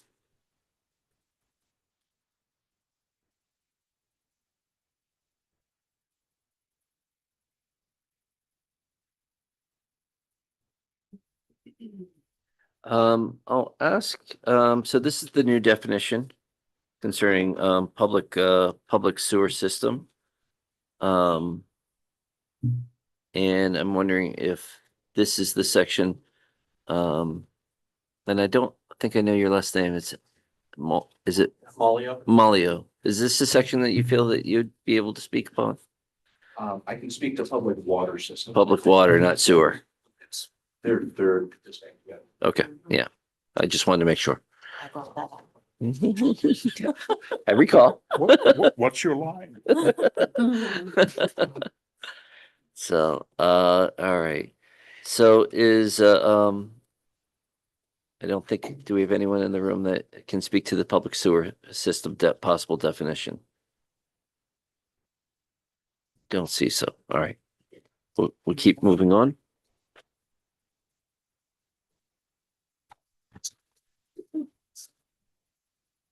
And then, yes. Yeah, Jenny, come on up. Thank you. You could introduce yourself. Jenny Franceschi, I'm the Director of Planning and Code Enforcement for the City of Westbrook. Okay, excellent. In looking at the proposed definition, the one thing that we just wanted to express concern with is the inclusion of stormwater in that definition, that we don't feel that that is appropriate to put in the term public sewer system. So we would just suggest any reference to stormwater to be stricken from the definition. Good. Okay. Any questions? Chair here. Thank you, Mr. Chair, and thanks, Ms. Franceschi. Is that separate from the language about a sanitary district formed under Title 38? Or you're just talking about the ORA system that collects stormwater? Is there a part of that language that you're speaking to and part that you're not? I guess I would just, when we're looking at this for a final read, is just verifying that those references are only specific to public sanitary systems and don't reference public storm. Thank you for that clarification. Excellent. I don't see any other questions. Thank you, Crafton. All right. Did anyone else want to speak about anything on section 2? Otherwise, I'll move to the block section or the next block. Okay. We'll go to the changes to implementation dates. And let's see, do we have anyone? I guess I'll ask MMA to come up. This is kind of a broad, it's in lots of sections all over, so I'm not speaking for asking you to speak to the specific language here or in the multiple places. Talk to us about implementation dates, and if you could introduce yourself. Yes, thank you, Senator Curry. My name is Tanya Emery. I'm the Advocacy Manager for the Maine Municipal Association. The question of implementation dates, I think, as Lynn has articulated in the bill analysis, is a complicated one because many pieces, as you recall, this is a fixed bill, which is to address some of the things from 1829, and that is currently in effect. And so we need to figure out a way to line things up so that we are addressing things that you all choose to fix in this bill that need to sort of circumvent that process. It is impossible, I think, for communities to be ready by 2026, the mid-year 2026 deadline. MOCA has worked incredibly hard to get through rulemaking on 1829 and do technical assistance, but communities are just getting off the ground. And so I think 27, 28 to me sounds like a very good compromise. It allows communities to have the chance to work through any updates to their comprehensive plan that will result from this zoning. Because the other thing you need to think about is when you're really making significant changes to zoning overall in communities across the state, that has direct impacts on their comprehensive plan. And so that's not to say they're going to go do a whole new one, but there may be a lot of unintended consequences within the municipality in the land use sphere that they need time to clean up. MOCA has technical assistance resources. Those are very helpful, but there's limited capacity and we've got almost 500 communities. Not all will have to do substantial work, but many of them will. Senator Bennett. Thank you, Mr. Chair. Ms. Emery, thanks for being here. Maybe this is an unfair question, but I'll ask it and you don't have to answer it because it's more subjective, but I'm a little concerned about this the aggressive changes that we're putting onto municipalities, I'm out and about and I'm hearing it a lot about people who directionally are like where the state is going and know the need for housing and know the need to break down barriers. But can you reflect at all about what you're hearing from municipalities generally about the speed of change? And also, I think part of this is we want more towns to have comprehensive plans. And I worry that this may be actually pushing them some in the opposite direction. Can you reflect on any of that? Or if it's an unfair question, just take a pass, but. Thank you, Senator, for the question. Thanks. I will acknowledge it is a bit of an unfair question. I will simply relay to you what I think we've relayed to other members and continue to hear from our municipalities. We receive inquiries weekly, sometimes daily, from communities who are looking for assistance, trying to keep up with the pace of these changes. It ranges from, large communities with full planning staff to tiny towns that have a select board and an administrative assistant who works part-time. And they're trying to keep the lights on, make sure they have a code officer that can work more than 4 hours on a Thursday, and also figure out how to rewrite ordinances. It is a tremendous amount of work. And so I think communities are saying to us, they wanted to stop, not because they don't want to participate in the production of housing, but simply because they're concerned about how one-size-fits-all regulation applies in their community. And to be fair, I think in the original iterations of 1829, it was acknowledged that this is incredibly complex and technical work. That's part of why it requires planning boards to go through training, is because you're, asserting that this work is difficult and needs to be done in a thoughtful way. Communities don't have the opportunity to do this in a thoughtful way right now. And so pushing the implementation deadlines out certainly helps. There are still obviously major substantive issues that need to be addressed in the bill. But overall, communities are just asking for a bit of reprieve and assistance to get done the most basic core principles. For example, infill development, 100%. I don't think you're going to find communities that are going to argue on infill development. It's the idea, and we have environmental organizations and land trusts that have reached out to us to say, we love infill development. We just don't want you to start building in all of our important farmlands because this bill allows it. So that's the kind of tension that we're trying to balance. Thank you. Other questions? Representative Mallon. Thank you, Mr. Chair. I'll start with a bit of an unfair question of my own that I won't ask you to actually answer, but I will follow up with a question I hope you will answer, and that is, are municipalities writ large, and I realize every municipality is different, truly trying to implement these laws that we have passed in recognition of a housing crisis that does not respect municipal borders? Or are some dragging their feet and hoping that the legislature will bail them out based on political pressure when people come to our committee and relitigate all the bills that we passed with broad bipartisan support? That's my rhetorical question. My actual direct question for you, though, is, because I don't expect you to answer that, is would you all be amenable to a universal date around like 2027 across the board? Because it was 2027 for some municipalities in the original draft already. And I'm wondering what your thoughts would be on that. Would that be something that you think that your constituency could go with? Thank you for the question, Representative Mallon. I do think that a lot of it depends on rulemaking.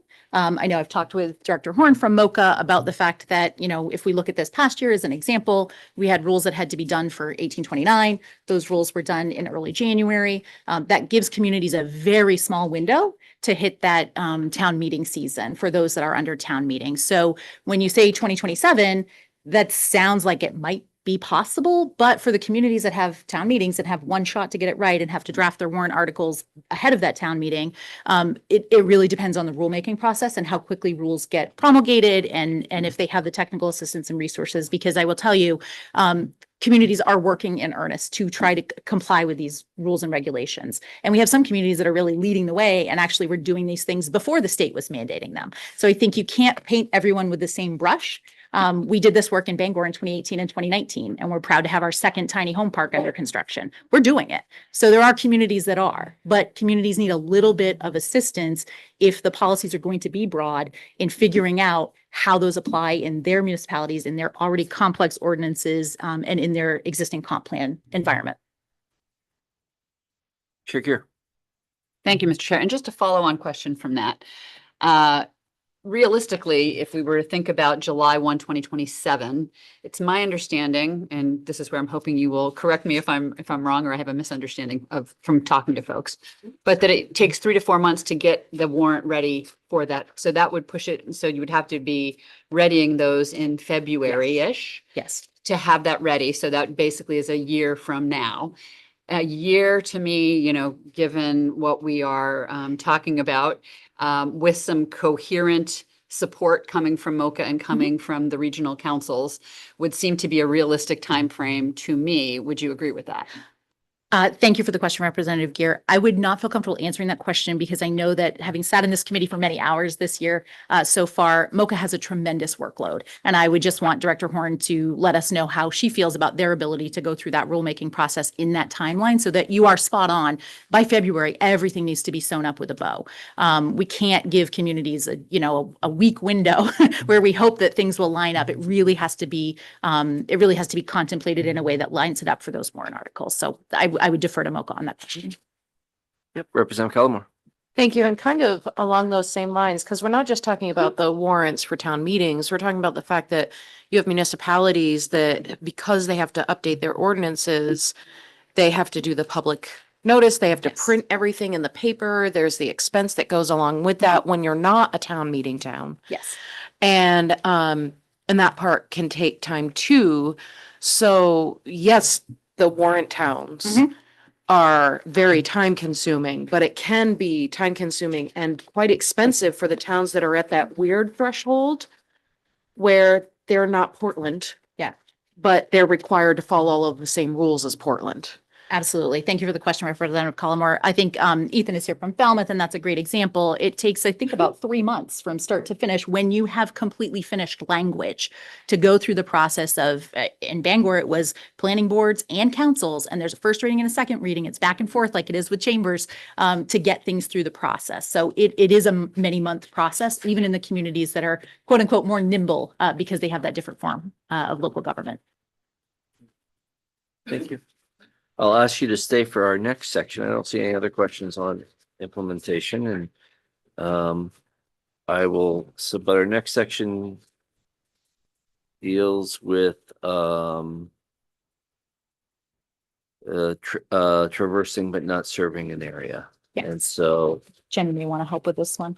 and Or is Ethan going to help with this one? Okay. so I'll try to answer the question, but I may need technical okay, assistance. I'm happy to have for you to have technical assistance.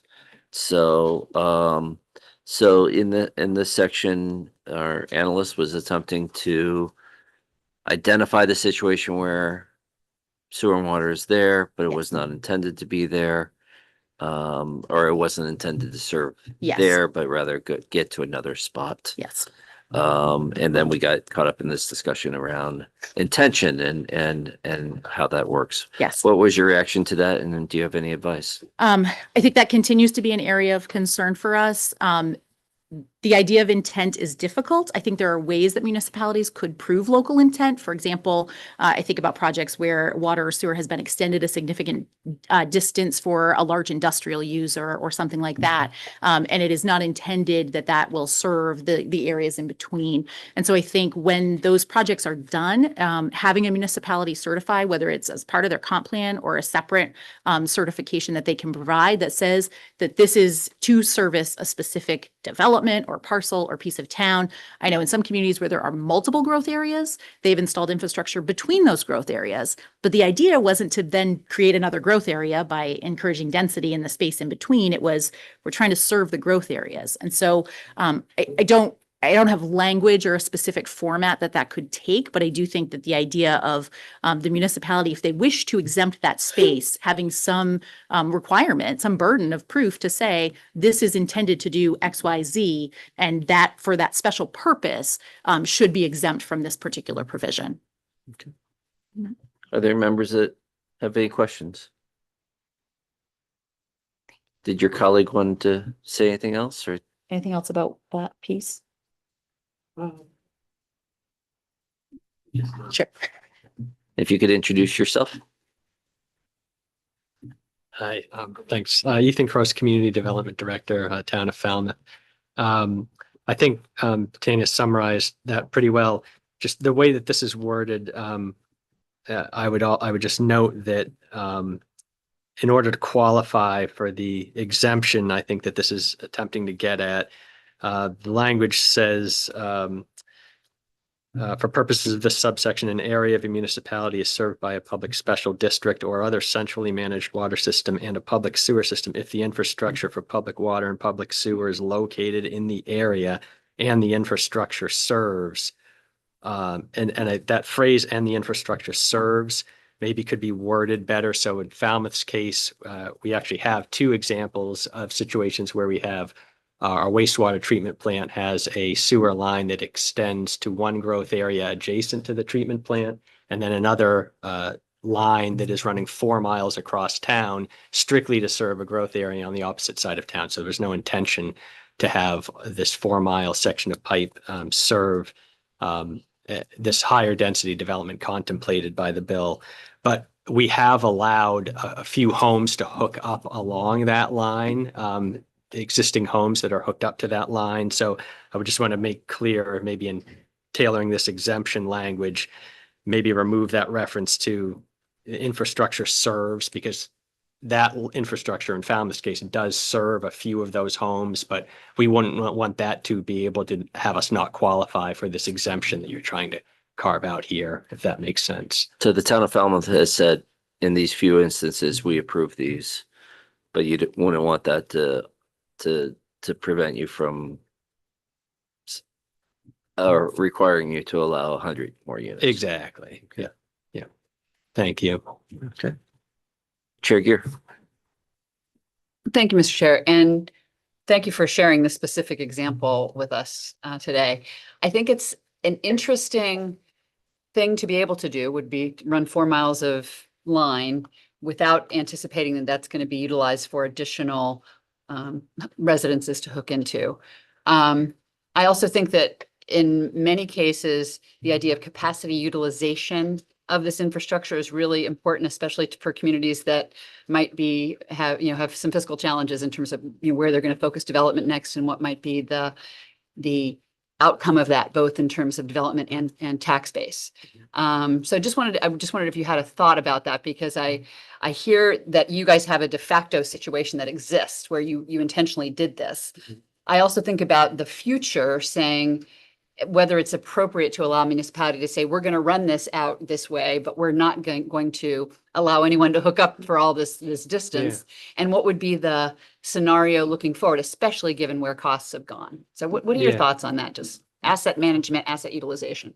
Yeah. Well, I think, Falmouth, like a lot of other municipalities, through our comprehensive plan, we've identified areas of the community where additional growth and density is important, and where infill is important.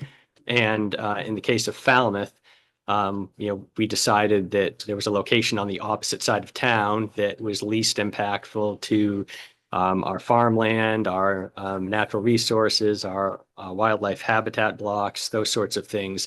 So our sewer pipe does cross through those areas on the way to the opposite side of town, and not unlike other municipalities that will, through their locally driven comprehensive planning process, have potentially adopted comprehensive plans that have growth areas distant from their wastewater treatment plants. I think necessarily you're going to have situations where these long stretches of pipe exist in order to reach those optimum growth areas of a municipality. So I don't think Falmouth is probably unique in that particular instance where we have that long sewer pipe extending across town. Just to provide some, from a fiscal standpoint, I will say that we just completed a sewer master plan 4 years ago, which we have just implemented. It required us to upgrade all of the pipe along many sections of that 4-mile stretch, all of the pump stations along that stretch. But we did that with a well thought out and proactive master plan in place to accommodate a lot of new growth in our growth area on the opposite side of town that our comp plan calls for. So Falmouth is being proactive in upsizing that infrastructure, but we just spent several $1 million doing that. And so now to be potentially faced with the prospect of having to allow all this extra density that we didn't budget for, now that the infrastructure is already in place based on a master plan to accommodate growth in our growth area, that will be challenging for Falmouth to accommodate all that extra growth along the line. And if I could just ask a follow-on to that. Because the other thing I hear you saying when you're trying to develop that definition of served by, right? It sounds like the other piece here that could be very important is to say that the traversing section is designed and intentionally being used to support intended growth in a growth area. So maybe that's the other piece that I'm looking at our analysts to yeah. say, really add that in to say, it's not just to get out to one building or, you know, it's really designed and intended to support that kind of I think development. that would be helpful. Yep. Thank you. Thank you very much.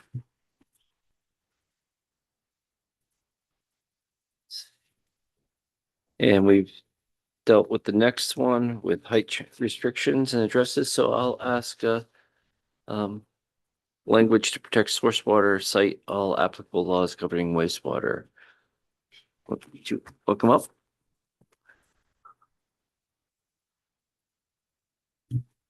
Thank you. If you can introduce yourself again. Yes, good afternoon again, and thank you for the opportunity. My name's Ed Mollio. I'm the Executive Director with Maine Water Utilities Association. Taking a look at the language proposed here, we would be in favor of what we discussed last time, actually, which would be option 2 under this box. We're on page 5 of 13 on the yellow. Again, this goes back to making sure that this bill doesn't create unintended consequences with undermining the goal of protecting source water for communities across the state.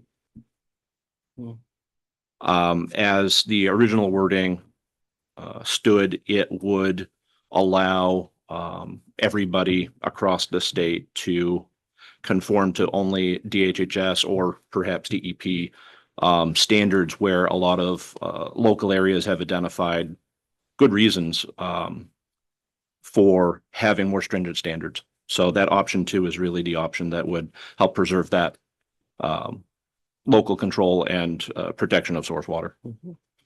I'll ask our analyst here, help us walk through the differences here in terms of what what you wrote versus what was presented, the substantive differences.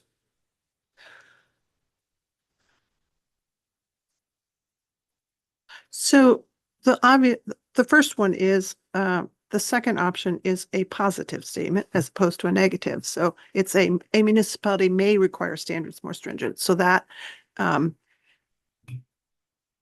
people do like positive statements. The other difference is it has very specific citations to within the DHHS chapter of law.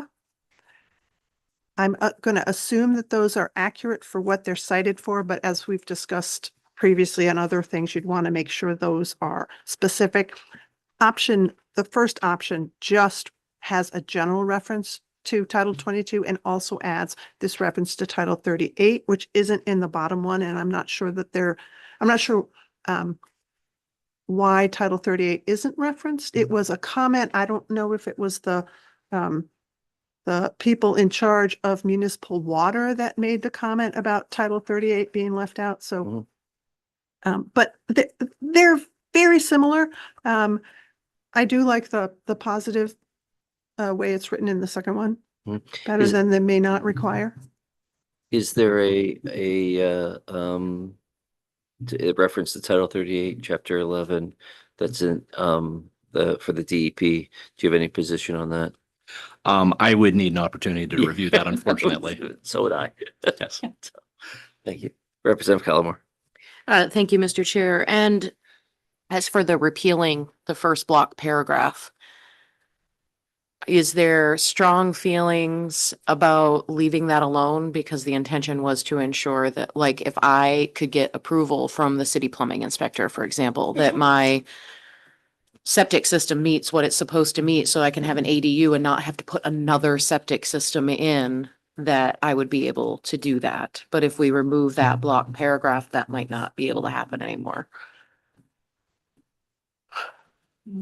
I don't think you have the paragraph that is being referenced. Oh, you might have to, yeah. Yeah. Because it's, Thank you for pointing that out. For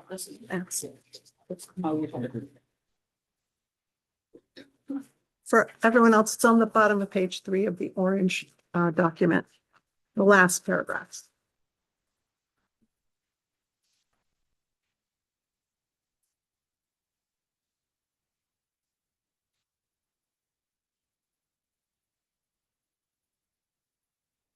Yeah, I'm not sure I can take a position on that either at this time. I'm sorry, but we can take a look. I'd like to ask some of our members for input on that. Yeah, because that's the current law right now, and the bill is suggesting to repeal that. Generally, yeah, I'm gonna have to take that back. I apologize. Great. Thank you. Any other questions? I do have one other thing I wanted to bring up. Yes, please. I wasn't sure if this would be best in this section. It's broader reaching as pertains to the bill in its entirety, but there's a number of instances where we talk about water systems with different terms. And I wanted to propose some language for consistency just to make sure, we had the discussion last time around ownership and control structures for water systems. And I thought that started to go down a rabbit hole where none of us needed to go, if you will. And we actually have an anchor in existing statute that I think it would be helpful to tie this to. So what I would like to propose is, instead of saying public water system or centrally managed water system, we say a water system that delivers water drawn from a public water source as defined in Title 22, and that would be subsection 2641. Okay. Our analyst says that. So could you say the title again? Title 22, subsection 2641, which is also referenced in the language we just reviewed. Okay. Great. Thank you. Representative Callamore. Our analyst, any reaction to that request, or have you looked at that section? I have not, my initial reaction is it's very vague. Okay. But I'd need to look more into it. Okay, great. And more the beginning line of the water system drawn from. Drawn from a public water source. Right. Okay. Is there a private, could you have a system, could you be drawing from public water, but have a private development? Would that fall within that definition? Okay. Great. All right. Thank you. Representative Callamore. Oh. So I see no more questions. Thank you. Representative Callamore. Thank you, Mr. Chair. I believe Ms. Franceschi could also provide some help with that repeal section, and I would love to hear what their outlook is on that, because we're in this section. Sure. Welcome back.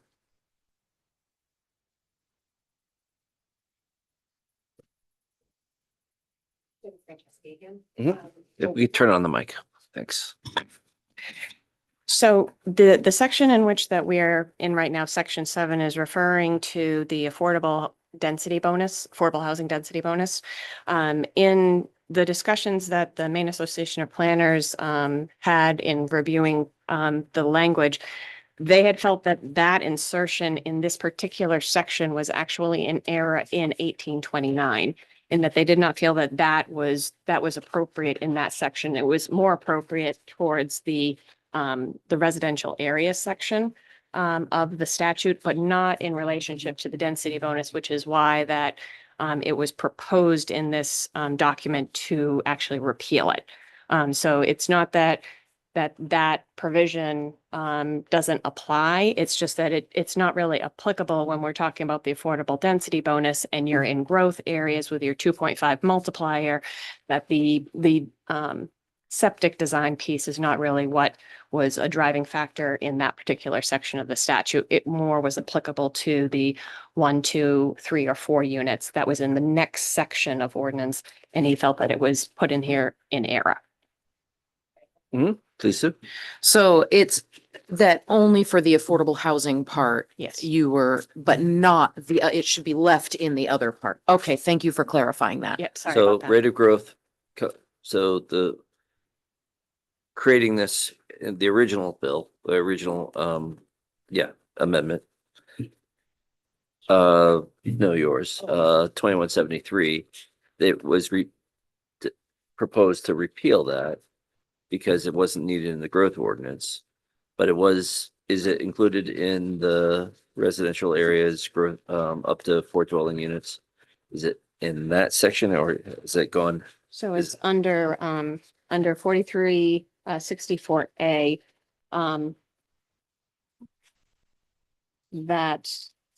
Yes, so that's your section 12 of the, of 2173. It is going to replace that exact same language in now, the residential area section of the statute of 4364A. So that specific language got put into several locations, of the statute. And unfortunately, it got put into one too many sections. I hear you. I'm just looking for it on 4364A. That's section 12 in the, on I'm your on- orange, it's on your page 7. Page 7. It's under D, where it says upon receipt of written verification. So that's the same language that was in Okay, the got previous it. section. I Yep. found you. Thank you. Yep. Representative Cullimore. So in the section 12 where we say we are repealing that, we don't mean it in this one. So it erroneously got copied into this section when we were doing the draft here too. So the expectation from the drafters of the original bill was that language wasn't exactly what was your intention, and that your intention was more the replacement language that we have proposed. All right, great. Thank you.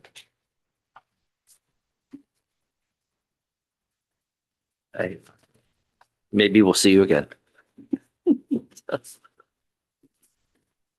All right. We're now at flood, language addressing flood areas in municipalities. And let's see. I'll ask for a representative from GoPIF.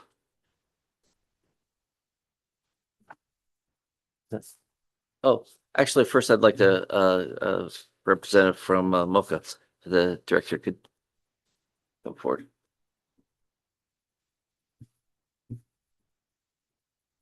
Thank you for your helping us. Helping us work through this. So, your reactions to the proposed language or options for, language addressing flood areas in municipalities? Oh, you need that?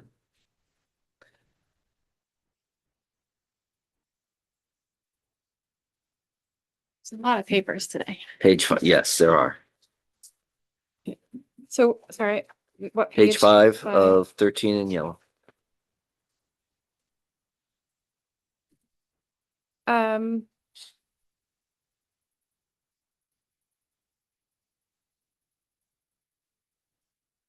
So for sure, the flood insurance rate maps, the special flood hazard areas, and that's it's not always up to date, but MoCA is working on improved flood maps and we'll roll those out over time. But it's at least a consistent, reliable source where every community has one, and it's it is something that there are clear lines on a map, so it would be unambiguous. I'm less, and if you need specific follow-up on flood maps from the floodplain program, happy to get that for you. I'm not sure what a flood hazard area identified by municipalities ordinance would look like if it's not the same as the federal flood hazard maps. And then if you're, I'm not sure, I would defer to my municipal colleagues about sort of how the wording is done so that it captures the correct stuff. But I think if I can comment on that if we are going to rely on standardized maps that are either state or federal level, I think those firm maps, the flood insurance rate maps are the standard. Okay. And you would, Representative Cullimore. Thank you. When we're looking at the, as identified by a municipality's ordinance, that language for me seems a little concerning because a town could identify an area as a flood area that may not be identified as one of those maps. So I'm hoping I'm understanding and interpreting correctly that if we utilize the federal flood insurance maps and the flood insurance rate maps, that's a good concrete, no ambiguity way to go so that it's clear for everybody. Yeah. Okay, thank you. So because of the variety of funding sources, including LD1, we will, a number of agencies together are working on a new coastal flood hazard mapping system that should be available next year. And so we do feel that in the future, there will be better data sources that are consistent on a statewide basis. But for right now, I think the federal firm maps are the clearest standard. So, and that you said coastal, but these maps include rivers too, right? do, yes. Yes, okay, perfect. Thank you. Any other questions? Can I answer one that was asked earlier? Sure. Because I will have to go in a few minutes, so I want to make sure I Yeah, can provide. please do. So on the rulemaking timing, it takes at least 3 months to just do the mechanics of rulemaking. Yeah. So assuming you give us a month or so for writing the rules, and we would hope that we'd have a little bit of advance notice so we could write the rules. But assuming we know what to start writing before the date actually arrives, and then building in a little bit of time for unexpected delays, publication delays or whatever, I think 4 months would be a reasonable assumption for what it would take for MOCA to put a rule through for the revisions. So if we pass this session, non-emergency, Mhm. it is an emergency, but if we pass it non-emergency, when would you have it when would the rules be done? So if we assume that this is effective sometime in July, so then we would have been able to start writing it in advance, so then we could launch right into the rulemaking process. So it'd be August, September, October. So November would be a reasonable, like late November would be a reasonable estimate for when it could be ready. Really, if we have time to start writing ahead, just assume 4 months from the effective date of the bill, because we can't publish it for public notice until the law is actually effective. Gotcha. Representative Cullimore. If it is passed as an emergency, Mhm. governor signs it, becomes law right away. What's the timeline look like then? Because there's no advance there. Yeah, give us an extra month for actually writing it. So 5 months, I would say. Again, hopefully it would be like 3.5, because we'd write it quickly, get it right in, there'd be no delays, whatever. But I think if you want a safe date, I would say 5 months. So 4 months for 4 months for If we have a notice ahead, yeah. 5 months if you don't have any notice. Yeah. Okay. Thank you. And then if there are, in addition to flood maps, I will have to go in a few minutes, but if there are any Yeah. questions. What else do you want to tell us? Well, if there are any other questions about natural hazards and data layers and that sort of thing, that, could be referenced on a statewide basis, we're happy to provide. Are there any other, so for the flood insurance maps, we have a fixed, there's some desire here from concreteness, like what are we referring to? Yeah. Is there, I'm assuming there's not something similar for natural hazards. There are some. So, and I'm getting a lot of nods over here. So I think my colleagues at DACF and DEP noted a few others, for example, coastal sand dunes, bluff erosion areas, landslide areas. Like there are several others that have statewide maps. Can language associated with them. reference state identified natural hazard areas? Would that be sufficient? We should probably get you specific citations if you're interested in doing those Okay, things. thank you. Just let me know if you'd like us. Great. Thank you. Thank you. Okay. Right. Have we dealt with, have we gone through all the major, the substantive issues? Implementation, did we miss one? No. Yep, Representative Pellemore. It's not that we missed it from her blocks in this. It's that it wasn't covered at all. And it was something that was brought up multiple times, and it's the percentage growth. Right. And whether it should go up to 130 or stay at 105. And I really want to make sure that we are clear on that and whether it should be 5 years or remain at 10 years and all of that, because we really, I don't think we're going to be able to vote today because we need to see more firm language, but that has to be part of the discussion of whatever we see hopefully on Thursday. 5 or 103 or 130. I have that noted also. So, okay.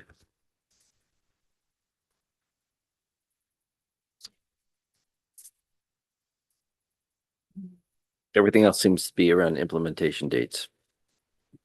Have I missed anything? I don't think so. I think we've covered all the, have we covered them? Thank you. This is our bill committee. How would you like to proceed? Representative Mellon. One person we have not heard from yet today that I would like to hear from is a representative from GoPIF. I see Mr. Payne's in the room. Okay. Mr. Payne, are you able to come forward? Willing, I guess. Mr.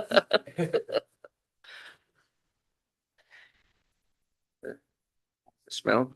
I just would like to get, I just would like to get Mr. Payne's broad reactions to this language that's been before us and see, you know, where there are pain points, where there is lots of agreement, so on and so forth. Thank you. For the committee, I'm Greg Payne with GoPIF. I have to admit, there's a couple parts of this that I either missed or maybe hasn't been covered. I guess much of this makes a lot of sense. I think it's going to be helpful to see language and be able to put it all in kind of one look. I guess the pieces around, you know, a water supply, you know, going from one part of the town to another with no intent to hook it up. I have to, you know, struggling, you know, to grasp a little bit. But I also was just feeling like the area, the issue around density more generally, where we have, we're outside of a designated growth area, but there is water and sewer. And current law, you know, has 5,000 square feet as the minimum lot size. Has there been, I didn't know if I missed conversation about that.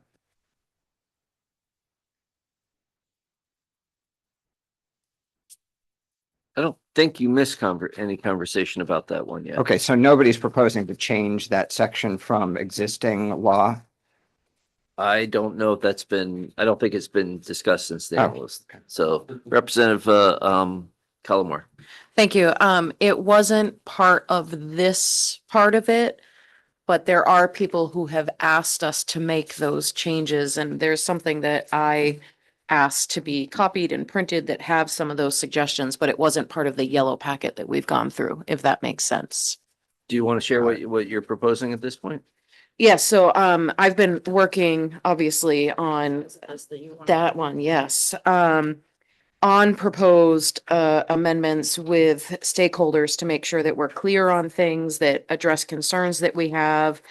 The only problem with the one that I have currently is that the suggestion that came from the stakeholders was to get rid of B altogether, which we've discussed and is no longer the suggestion. We have new suggested B language, which I don't have a copy of to print out, that would change from 5,000 to 10,000 and make it clear that it's about the duplexes, with the 2-unit things, because we don't have a definition for duplex in statute. So everything else kind of is similar to the things that were in the yellow packet that, Ms. Westfall went over, but the big areas that we didn't discuss in the yellow packet were the 105% versus 130, and then section B. Yep. Chair Gear. Thank you, Mr. Chair. And I really appreciate that from Representative Collmore. And I would add to that, that I know I've been talking with folks as well too, and I'm looking at Lynn for this, when we did LD 2003, we had some express authority to municipalities for certain things. And I think it would be important to affirm and clarify those as well, which include things like setbacks, frontage, lot coverage, other things that they're doing, that they have the ability to do as a municipality, and just clarifying, I believe it relates to that same section, so. So, Representative Collmore, I'm looking at page 7 of the yellow sheet. I'm wondering if are you talking about changing the last sentence on page 7, last sentence of the first paragraph? May not require more than 5,000 square feet of lot area per dwelling unit for 1 dwelling unit, or 10,000 square feet of lot area for 2 dwelling units. Was that the section that you were Right, considering? so- And how would that change in what you're working on? I know it's not complete Yeah, yet. it's not complete yet, but basically, we would say if a lot is located outside a designated growth area and in an area served by any water system delivering water drawn from a public source, this is because we didn't have the other language too, and it is referring to water and sewer. And a public sewer system, a municipal ordinance may not require a minimum lot size that exceeds 10,000 square feet and may not require more than 10,000 square feet of lot area for 1 dwelling unit, or 20,000 for a lot dwelling unit of 2 dwelling units, so duplex within a single structure. So it's really clarifying that, and that So it's just doubling both of those. doubling those, but also really stating to avoid the sprawl thing, that a lot would be within so many feet. We've proposed 1,000 feet offset from the designated growth area, so that we don't have the sprawl. Because Okay. we might have traversing plumbing that goes out. Mhm. And that it must be on an existing local road, so it doesn't require them to build new local roads again to help prevent that sprawl that we keep hearing we want to prevent. And then lot must be within an established neighborhood, so that one I'm less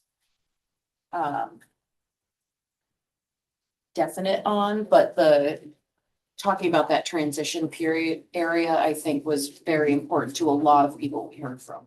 Good. Any reactions or? Yeah, I think the idea of doubling those 2 numbers seems like a fair compromise in this situation. The traversing and kind of the neighborhood and all of that, I guess be helpful to, I don't know. Can't see being there quite yet. But I would just say I'm hearing general skepticism. Yeah, Okay. right. That's what I will say skepticism generally, though, in this conversation between the work of the State Fire Marshal Office and their suggestions here, and the floodplain, looking at federal FEMA maps, and, doubling this section, and the implementation date just uniform of July 1st, 2027, all sort of big pieces that I just feel like overall strike me as a fair compromise. And I know getting this individual language is going to be helpful for all of us to kind of put it all in, in full view. But I feel like this conversation's been really helpful and productive. Any other questions for Mr. Payne? Representative Mel?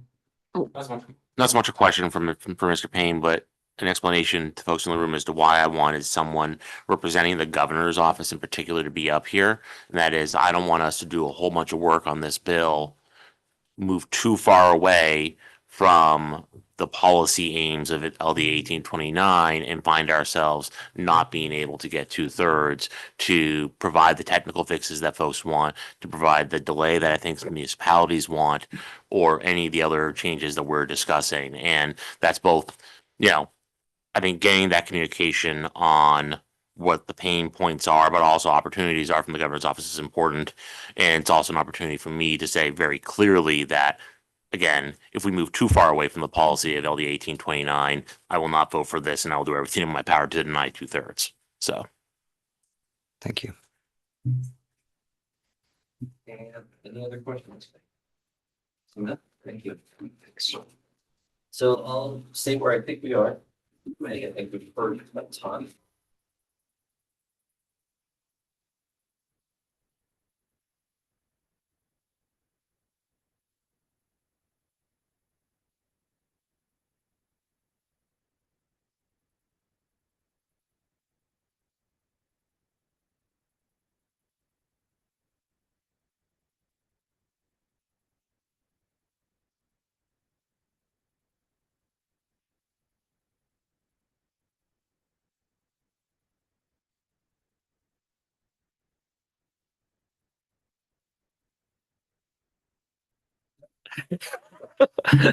I'll cap that we're gonna that my intention is that we'll table and pick this up on Thursday, and that people, I'll ask committee members to work with our analysts to bring us further than we are right now for as language goes. I think we've highlighted every issue that is there. So entertain a motion. Yes, Representative Gear. Move to table. Move to table. Melissa, favor? We will table LD 2173. And I'll look to our analysts. I think that was our last bill for today. Do we have language? No, I was going to save that for tomorrow. Thank you. Thank you. Let's see. While we do have Friday as our last day to report out a bill without or to meet without permission. The exception is around confirmations, and so do look for a schedule for sometime in the near future. We do have some confirmations that will be that have been sent to us to meet. So with that, we'll entertain a motion to adjourn. So moved. All those in favor? We're adjourned.